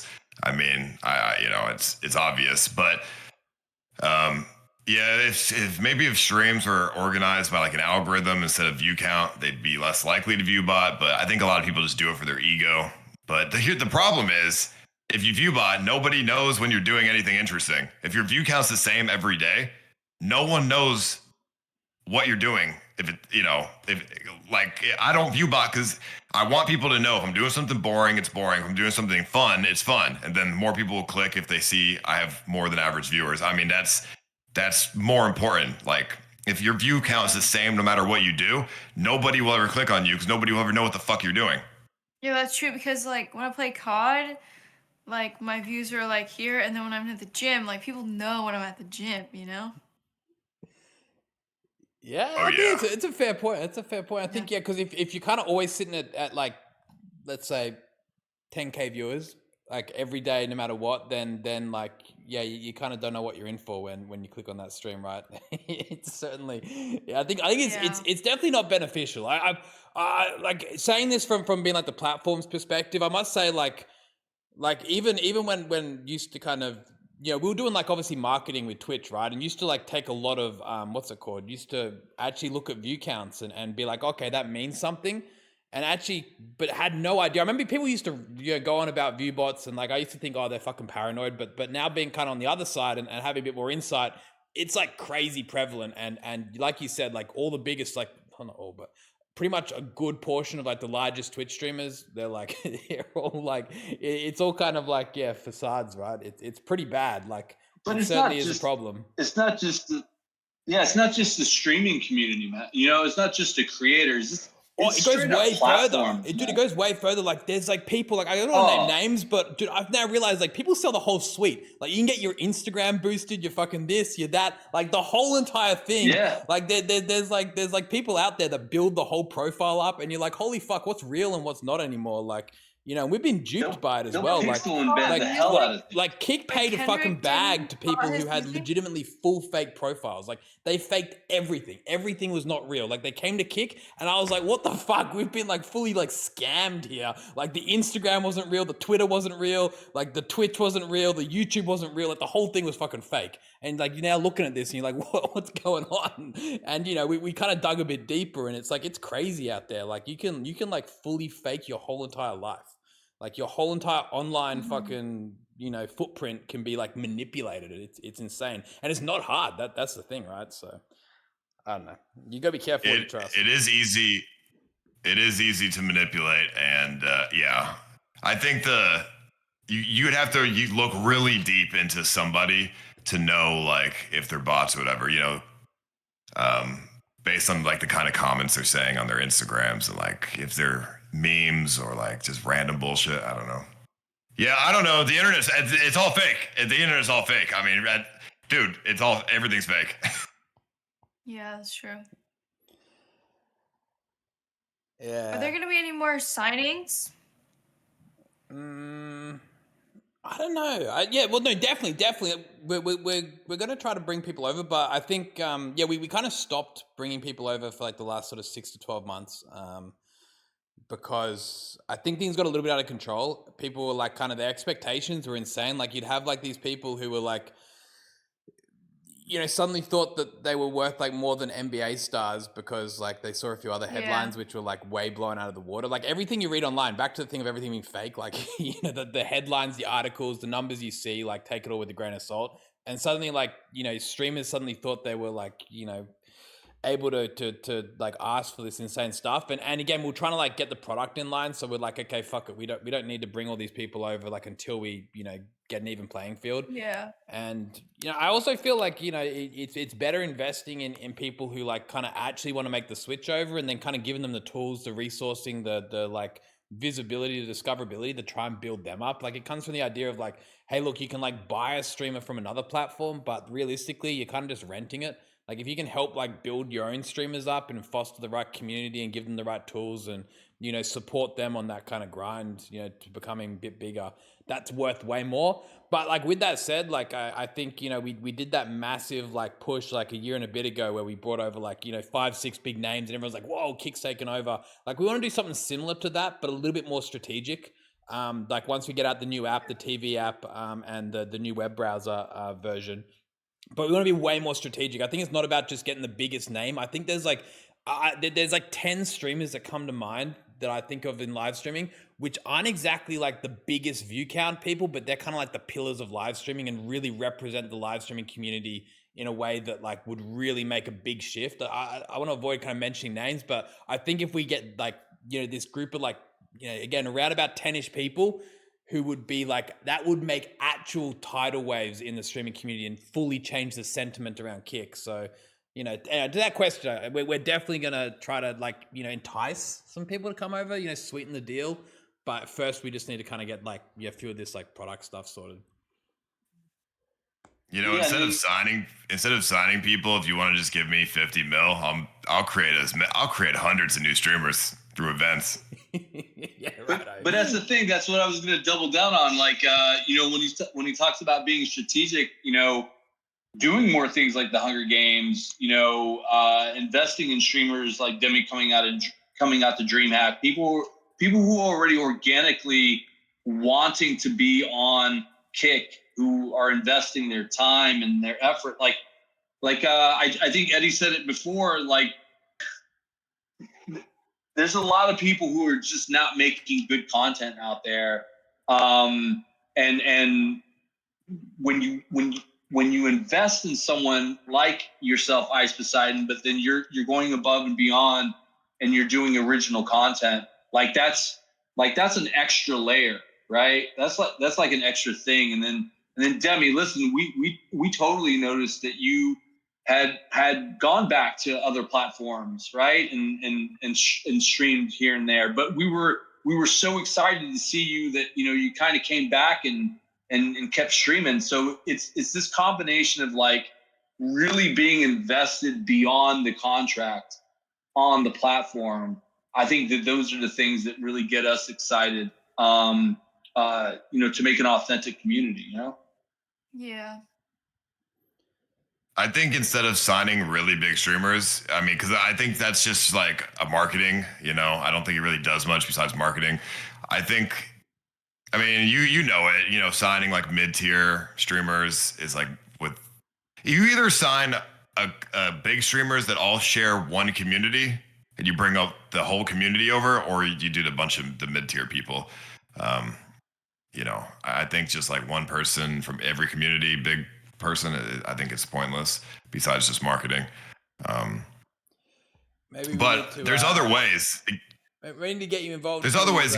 These conversations, help us figure out like the right people to kind of bring over. I think like you said though, like you got to bring like a whole community, right? If you bring like one person from that community, they're just sitting here like, the fuck am I doing, right? But if you bring the whole community, then people like stick around and you build that ecosystem. Like I think we did really well with like the IRL stuff, right? Like no matter what, you go to the IRL section, you're like, okay, cool, there's someone I can kind of relate to and watch. And like, same for like just chatting to an extent. But like if you go to like some of the gaming stuff, it's like, okay, shit, now that my, the guy I watched Dota on is going offline, like now what the fuck am I going to do here? Like I'm out of here. So yeah, it's kind of Dota.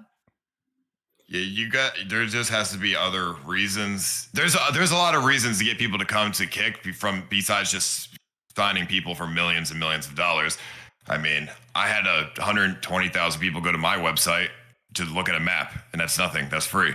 So, I think if if you put aside $100 million instead of signing one big streamer, you do things that give content on the platform that other platforms don't have. I think that alone is enticing enough to bring people over. As long as you have streamers that are willing to put in the work to make the content, use the money for good content. How do you define good content? It has to be stuff that is not being done on other platforms, like it has to be stuff that is so interesting and unique that people will come over. Like I had Twitch. I know people who stream on Twitch. They came to stream on Kick to watch party my Hunger Games that I did. You know what I mean? Like, and they never streamed on Kick before. So, there has to be just shit that's just too interesting to not talk about. Like boxing events, for example. They're cool, but so many people have done boxing events. It needs to be different. Shit like that. Like it just needs to be stuff that you just will not see in other platforms. Like, if if a lot of these big streamers on Kick, if they were willing to do events like the way I do, and we all ran it, if all of us ran one event a month, it would be so good for Kick. Like, I do one. Next month, Aiden does one. Next month, Vitaly does one. Then, you know, Fuzi, whatever. Like, and it was just like a big cycle, and we just take turns. That working together like that would grow Kick exponentially, and it would save you a lot of money, Eddie. You don't have to sign people for, you know, $50 million. So, because at $50 million, that's like, I mean, that's a lot of content. I mean, my Hunger Games was a week long. It was like 300 something K, I think, spent overall. So I don't know. I mean, dude is talking about right? a production model. Yeah. We spoke about this, like Huh? like the idea of hopefully having like something where, like, you know, like the moment the Hunger Games ended, there was like something else that started and then something else that began, right? But you know, back to my point before, I was saying, like, there's very few people who actually execute on that stuff, and it's hard to find like someone who has that live streaming audience already to actually go out and like execute on something and like follow through with the idea. But no, that's like pretty much the thing we talk about the most is like, instead of investing in big names, like actually invest in the content, because live streaming is, at the end of the day, it doesn't matter, like, you take everything away from it, it's like what you're consuming, it's the end product is the actual video stream you're watching, right? And that's all defined by what the fuck people decide to do whilst they're on the live stream. And yeah, being able to invest in the content, like, is number one thing we're going to give a crack. But we just need to find the right people to invest in, like, you know, people who are actually going to go ahead, understand how to, like, you know, run a proper budget, put together stuff that is, yeah, again, unique and makes sense. And it's, you know, it's hard, right? It's hard. We just need, you know, again, we need more people like you, right? Like who can go ahead and put together stuff like, you know, these kind of events and what that looks like as well. Because again, what's going to be like trending and good content in like 1 year's time might be completely different. People maybe look back, you know, a year from now and be like, oh, you know, the Hunger Games scavenger hunt stuff, hey, that's old now, I want something new, right? So it's hard to be like constantly staying ahead of that curveball too, because, you know, what's good today won't be good the next day either. And it's difficult to find people who are willing to adapt to that, because people find success in like a video game or a certain category or, you know, a certain type of live stream. They don't want to move ever. They just want to stay there because it's like, hey, look, this is safe. This works. So this is the reason why not a lot of streamers do events like this that are really good for the platform. You overall, first of all, it's a shitload of work when you could just stream normally, and for no like less effort. You know, setting up an event is a shitload of work, way more than normal streaming. And then also, since you have to spend time to set up the event, you just make less money because you're not streaming as much. If you just streamed, you just make more money. So there's really no benefit for the streamer to do the kind of events that like I've done. It benefits the platform, but like it benefits the streamer less. Like, I mean, I get benefit too, obviously, but if I were to just do like subathons every day, that would be way more beneficial for me personally. But these other events benefit the platform more. And, you know, I'm okay where I'm standing at financially, so I'm willing to like invest in the platform, because I mean, to be honest, if Kick were to go down, I have to go back to YouTube, and I fucking hate YouTube. So I'm willing to like invest in the platform more than other people. Like, I really do want it to succeed, because I also have a personal vendetta against Twitch. So I really want it to succeed.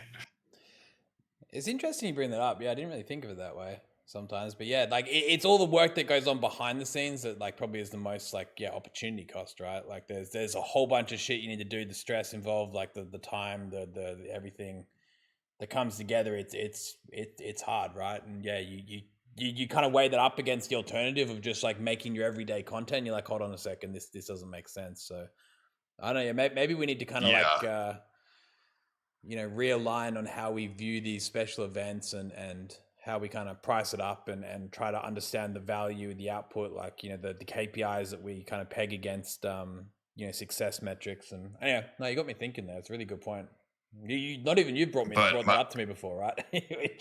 But yeah. Oh yeah. Well, I don't want to, you know, I don't like to talk to you about money. You know, I just want to talk to you about like the content. You know, I'm not a money person, but I do like money, but besides the point. My point is that it's hard to convince other streamers to do these kind of things, because it is just way harder and way less money than doing normal content. But so yeah, you got to find the right people who are really passionate about actually building the company more than just filling their own pockets. You know what I mean? You know, and a lot of people just want to fill their own pockets. They don't care about the overall broader image of your, you know, for the business. We did some testing about 2 weeks ago it ended. But from August 15th, from July 15th to about August 15th, we took pitches from a handful of creators, right? Who might be hungry to get their idea off the ground, right? Like imagine if, I don't know, it's almost like that studio agency management model where people Don't do that. No, hear me out. Because I came from that. But what I'm saying is just like sparking the idea of going beyond just hitting go live, right? Like saying to the community, hey, like we want you to aspire to Hunger Games type of things. Like we want to see that kind of magic come out of you guys. But like instigating it, right? Saying like Kick sees that, like Kick sees the value in that. Not necessarily like we have a script and we're going to overproduce the shit out of it and we're going to hire these actors and blah, blah, blah, blah, blah.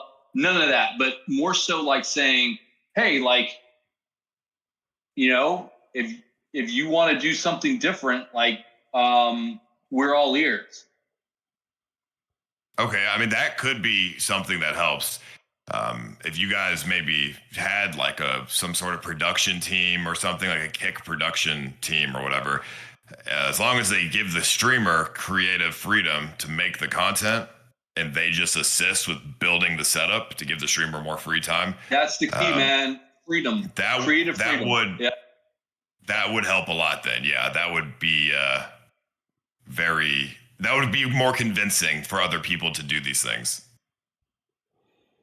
I think, yeah, hear you loud and clear on it though, right? We need to, be a bit more strategic. We learned a lot in the first like 12 months, I think. Like we learned a lot on those like big signings and all that kind of stuff and figured out like where the actual value lies. So I think we're pretty well aligned on kind of what makes sense. I think, you got to kind of almost pay your dues to kind of enter the live streaming space and get enough sort of, a bit of traction to begin with. But next time we kind of go about like, hey, look, we got this like big budget we want to spend on like blowing Kick up now that we're like comfortable with the product and stuff. Like it'll definitely be done in like a completely different way to last time. That's for sure. Like we're going to certainly put it in the right place. But yeah, Ice, maybe to your point, maybe it's just about giving you $50 million. I mean, I'll take it, but but no, I think if everybody just did events on a rotation, I think you would get a lot of people who don't normally watch live streams to watch Kick. There's a lot of people who watch me that don't watch Twitch. They don't watch live streams at all. They just come and they watch my events, because it's unique. So if there was a rotation, I think that's the best way to grow Kick, in my opinion. You just need like 4 of me's. Yeah, we need those boxing matches back. No, I just said the boxing is not it's not creative enough. I just said that. Everyone has done that. We need more creative stuff, Demi. I think it's fun watching the boxing. Just people beating each other up. I mean, I guess some people could do that, but either way, it's just like creative stuff. But like shitty boxers, not like good boxers. Like street beefs. You don't think that stuff is fun? I think it's fun, but I don't know if that's enough to bring people to a new platform and stay on the platform, right? We want them to stay, so I think it needs to be stuff that is long events. Boxing is a one-day event. You need like long, week-long things that keep people on the platform until they grow a pattern, right? It's a psychological thing. They grow a pattern, they go to Kick every day, and then when the event's over, after a week of going to Kick every day, they keep going to Kick because they grow a habit. True, I agree. And then if there's just something else lined up all ready to go the week later, I mean, boom, they keep the habit, it keeps growing. Yeah, I mean, to Ice's point, you know, Hunger Games, then Vitaly fires up, and then Shakti G does his thing, and Demi does gym streams, and you just get organized with it, right? Yeah. Totally. I mean, realistically, all the big we need more events. Yo, Demi, can you run a 1 week event for us? Andrew, you run one in a week. Yo, Ice, you fire back up in 3 weeks. We're good to go, yeah? And I'll do something too. I think between the four of us, we can run some like 24/7, 30 days a month shit, yeah? Let's go. 4 months of Problem content, man. My problem event solved. will be a lifting event. Is A that lifting event. entertaining enough? Probably not. That could work, could it? Maybe. I don't know. How could you have your own point of view of that, though? You need to have your own point of view. I think that's key. That's key. That's key. That's key. Oh, then no. We got to figure it out. Maybe that's what we got to put I together can is like do what is auditions it? almost, or like fucking like some sort of The proposal. Ninja shit. Warrior thing. Like that's like athletic. I'll do the Ninja Warrior. We need it 24/7 though, right? That's it. the thing. 24/7 is the key, I think. Having like ongoing, unless it's like ninja warrioring like all day, every day. I mean, there's a million movies and reality TV shows and everything that people could take inspiration from. Yeah, I don't know. Just I think all those big streamers on Kick should work. If we worked together as a team, Kick would actually do really well. Like keep growing past what it already has. It's not hard. It just takes some effort and organization from the big streamers, and that's the hardest part. Growing a platform, in my opinion, isn't super hard. I think convincing people to watch something is easy, because people are always looking for something good, and it's just like it's also like psychological shit, and like having the psychological things that keep people coming back. I don't know. It sounds crazy, but like I think about this stuff like when I'm in the shower and like sleeping. So I don't know. I think also like couple dynamics, right? Like don't people love being parasocial? Yeah, parasocial shit is like easy stuff too. I mean, there's a lot of lonely people who are bored. Shows too. The couples, the people who don't get bitches like me, I eat that shit up personally. If I do an event that requires a girl, you have to be in it, okay, Demi? All right, I'm there. But because I think I need you to have a taste of what I'm talking about here. That might help give you flow some new ideas for you as well. Okay, yeah. Facts. I think Ice, we just hand you full control of Kick, and you just take over and just take it away. I think that's the key here. Kick. Yeah. Kick on Ice. as much as I would love that, they would not listen to me, and also it would be pointless because like I said, it's a team effort. It's not me. It's a team. Everyone needs to do their part.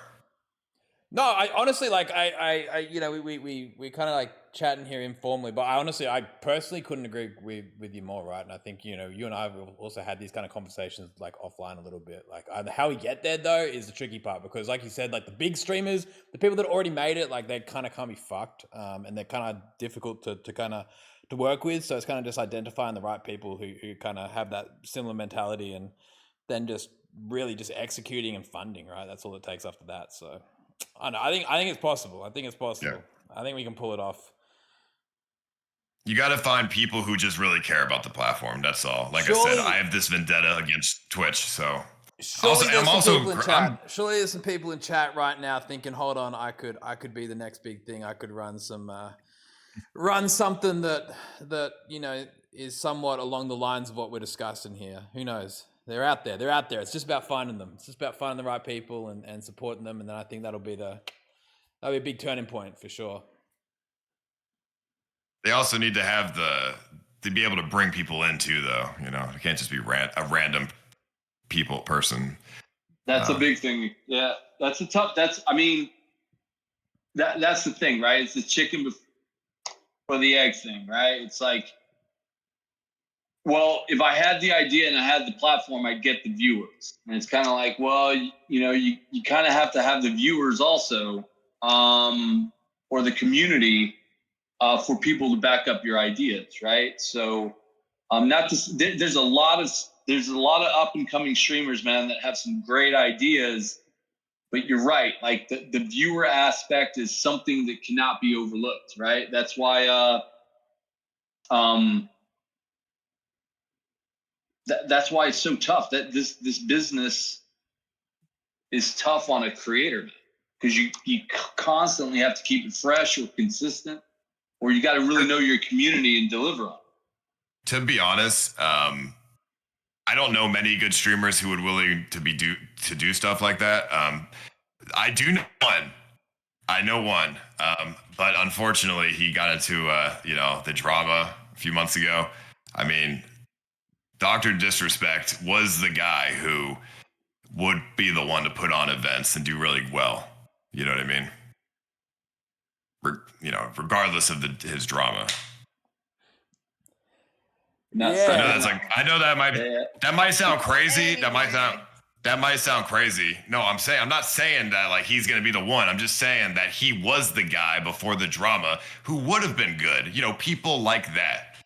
You know what I mean? I know that sounds crazy, but I'm just telling you my opinion. So Yeah, we were talking about clipping out of context just before, so I want to be like super careful on that front. But I think you're like, yeah, it takes the right individual. It takes the right individual with that right drive. I think some people do it for like the view count, some people do it for like the money, some people do it for like the clout, but some people just genuinely do it because they love making fucking cool new content, right? And like you got to combine that with someone who already has like the tools available and like the ability to actually engage an audience, and then you've got the right situation. But finding that is the hard part. But I don't know, maybe you can like, if I think the cool thing, right, like the one thing that comes to mind when you talk about that, like, with the right endorsement, like from like larger streamers, like I think anyone can pull it off though. A lot of like, obviously getting the audience is really difficult, but like say like even you, Ice, being on my stream here, like suddenly now I've got like a whole bunch of viewers, and like I've got Demi's viewers here, just like you guys joining in and being like somewhat a part of the stream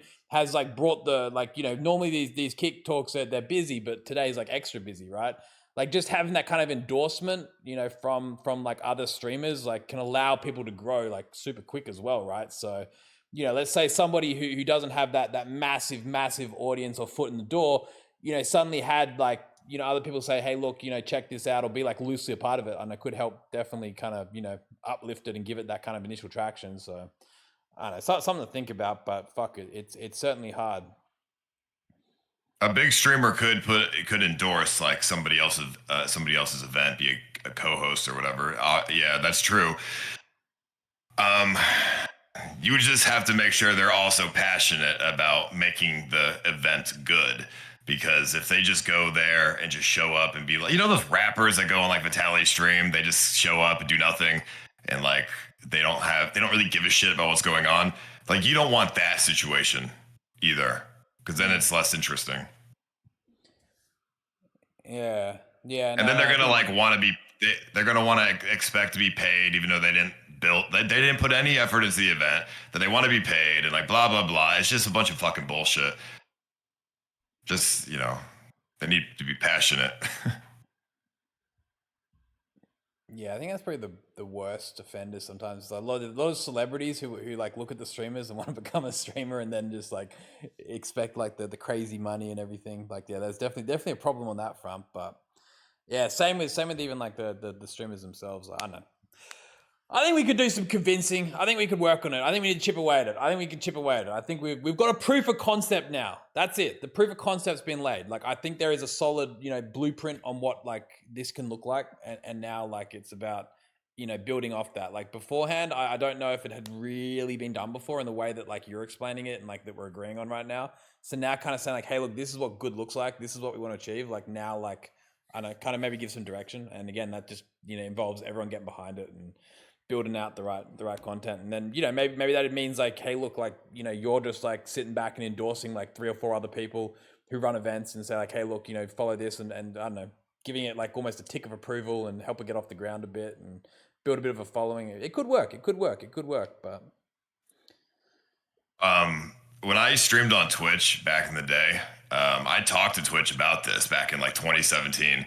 They wanted, so when we talked about giving me a budget for, you know, the stuff or whatever, then they ended up banning me and giving my ideas to other people. And then some other people and the Twitch like themselves, they started doing like game shows and all this shit, like, you know, monthly game shows and monthly things, events. And you know, so Twitch has tried to do something like this. They just they sucked at it without me, because half their shit were my ideas. So they just didn't know what the vision was. So but they tried to do events to keep people in. When's Squid Games? I want to be in Squid Game. I actually want to join God. this now. I want to join. I'm actually gonna come. Yeah. Oh, I mean, really? 2 contestants. I'm actually you coming out, man? I legit want to join. That actually be super fun. I'm like inspired by the Hunger Games stuff. I've never done IRL streaming though, but I think I'd enjoy it. It'd be kind of cool. I mean, if you want to be in it, I'll do it in Australia. But we have to stream at 3:00 in the morning for US time zone. No, I think you'd have to do it in North America. That's where everyone is, right? Like Australia is unfortunately the wrong side of the world, but make a trip to the US to join the Squid Games. Well, fuck yeah. My next idea was actually going to be this other thing. It was I wanted to do like 15 people on an island, and then every day they vote each other out based on who's the weakest link, with building like survival camps and stuff, and like they kind of like go against each other, split off, make different teams. Like, I don't know, like just every day somebody gets voted off until there's the last 2 people, and then they kind of just Love like Island? yeah, but not gay. So and then they fight it out at the end. Love Island would be cool. You know, I don't know, something like that, just to switch it up a little. Because if I do, it basically survive. What? Equal girls, equal boys. Right? I mean, no offense, but I mean that'd be kind of nonsense. You got to have like the right kind of people and like the right kind of like. I'm telling you, people like the girl and guy dynamic, dog. I would say about 10 guys. No, maybe like 12 guys and 3 girls. I think that's better. It's scary. If you give the guys too many options for girls, then it's more boring. If you make the guys fight over the limited amount of girls, it's better for the drama. I guess. But I was thinking about that idea first and the Squid Games later, just because the Squid Games would be like a huge thing, and I just got off a huge thing, and I could do another huge thing. I just think it's, you know, I just don't want to take 2 months off. Like I could do the Survivor thing in a week. You know, that's easy. You know. Oh, the Survivor thing sounds awesome, to be fair. You know, Squid Games would take like probably a month or 2 to set up, so I don't want to have to take a month or 2 off. I mean, I guess unless I got a production team, but then they would be. I don't know. It's just a waste of money, like I said. And then Eddie, would the idea be like, you know, combine the Squid Games-esque thing with the KickCon, right? Like take that opportunity. Bring that community together. Yeah, why not? I think there's a way to make it all work together, right? But I don't know. Yeah, it'd be about planning it out. Yeah, figuring out what works. Yeah, what timelines work. If like the Squid Game thing is like 6 months away, and then some other stuff in between it that we can pull together, and some other people who we can get involved, and yeah, maybe it's about maybe it's about giving that Squid Game stuff a bit of a lead up. But yeah, this is your domain, Ice. You're like talking about it on like a psychological level. Like you've thought way too much into this. I love it.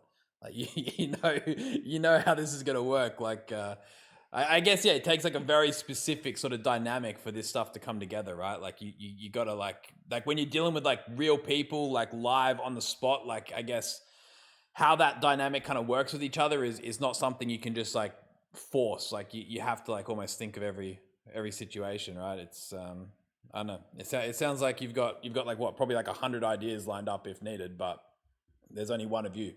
Yeah. I mean, I do. I mean, I don't know. I went to college I have my associates, so I mean, I went for like, I had like what's the word?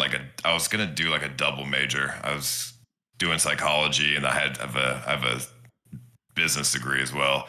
So it kind of like, this is like what I'm passionate about, you know, like, it's like, this is my thing, bro. I love psychology. I love business. I don't know. I went, you know, for finance too, but that was, I don't know, it dropped out of that. You're a finance bro? Well, I was going to be, but I wasn't too interested in that. I just did it for money. All right, guys. I'll tell you what. I reckon this has been a super incredible Kick Talk, and it's been really great. I think it's way better format, just having everyone just kind of chill out and talk, opposed to the other Kick Talks where it's kind of like question and answers. So, you know, it's been awesome. It's like 3 a.m. here. I'm worried that I'm like, we were talking before about when it gets late and the stream goes on, you get kind of cooked and say the wrong thing and then get in trouble. So I want to be cautious. I'm not gonna do exactly that, but guys, demisux, Hey, Ice Poseidon, you guys already know them. They're obviously, you probably already following them. You guys are probably only on this stream because they're here, so I don't really need to shout them out and tell you to go follow them because they're the talent. I'm the one probably. I'm more so the person getting the views here. So show them some love if you haven't already, though. But guys, thank you heaps for coming on. It's been an absolute pleasure chilling out with yous, and I think we got to like kind of do it again sometime, maybe. Yeah, I'm down to come on whenever. Same. Chop it up. Is it always at 10 a.m.? Oh, you can move it around if you want. Like, I don't know. We can make it work. Yeah, it's usually like what you're on the East Coast, eh? Oh wait, no, you're in Texas. So yeah, it's usually 10 a.m. Central. Right? I don't know. We can figure it out. We can figure it out. His format works though. It's so much easier when it's just kind of almost like a podcast situation. So it's been good. Yeah, it was good. It's been good. Yeah. Hey, Demi, we'll talk more about DreamHack if you're for real. Yeah, We'd love I'll go. Would love to get you out there. And then Ice, like, if you're for real to keep this conversation going, man, like, let's just keep talking and then keep running it up by Eddie, man. Yeah. Hell yeah. Okay. Cool. Hell yeah. Hey, Eddie, do we want to do subs or drop subs on people? Oh yeah, shit. Yeah, we're meant to do that. Fuck it. Let's do like more next week or something. I'm not gonna fall asleep. All right, cool. Yeah, we'll figure it out. You know, yeah, I hear you, man. I hear you. Cool. Okay. Peace on streets, guys. Easy. I'll catch you Bye-bye. later. Good night, all.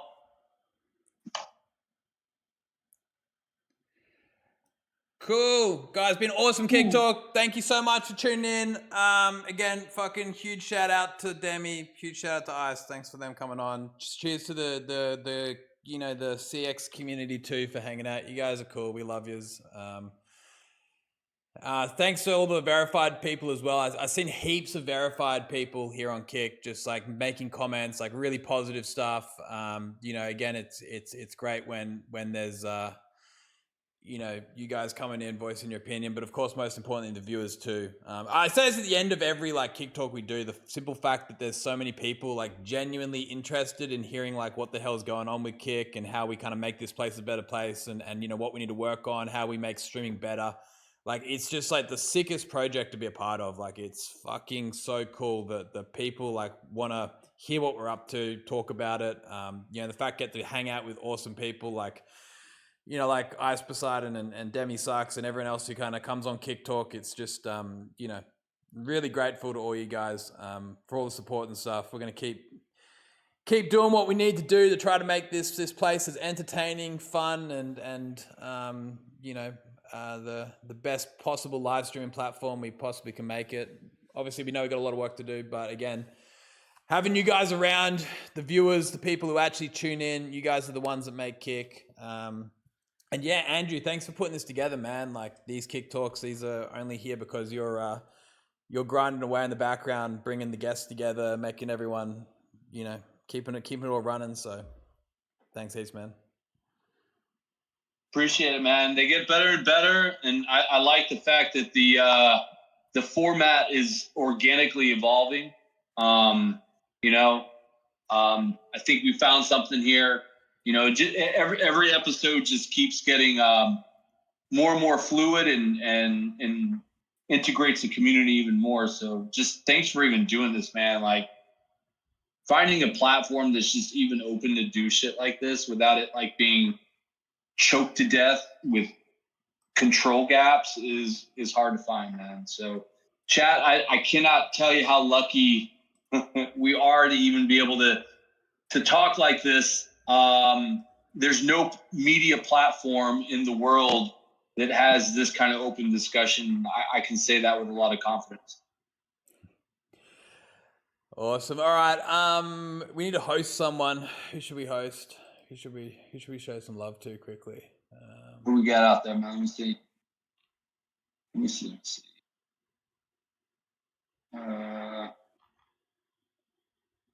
You got is Demi Stormbreaker. No, Demi's not live. Is Demi live? No, Demi's not live. Is Ice is definitely not live. I don't think. Yeah, no, he's not. Oh, you said Stormbreaker's live. He's phase 1. You got X Stocks. I think X Stocks is live. He designed the poster. I'll tell you what, Stormbreaker is perfect. Absolutely love Stormbreaker. Yeah. Let's show Stormbreaker some love. He's playing some Overwatch. Let's show him some love. But yeah, once again, guys, super grateful to have you all here. Where we run this every week. Again, Kick Talk is just pretty much a segment where we just talk with Kick about Kick with Kick creators. And you know, just try to figure out how we do better. So if you guys want to tune in again next week, if it's your first time, same time as usual, it's always running. I'm trying to. There you go. There's Stormbreaker. Awesome, guys. Gonna host Stormbreaker. Showing some love. Hang around with him. He's awesome. Stormbreaker's been on Kick for like nearly a year and a half now. Awesome supporter of the platform. Showing some love. And I will see you guys next week if you guys want to tune in again. Take care. I think that host should be going through. You are hosting with 4.56K viewers. That's pretty cool. Good amount.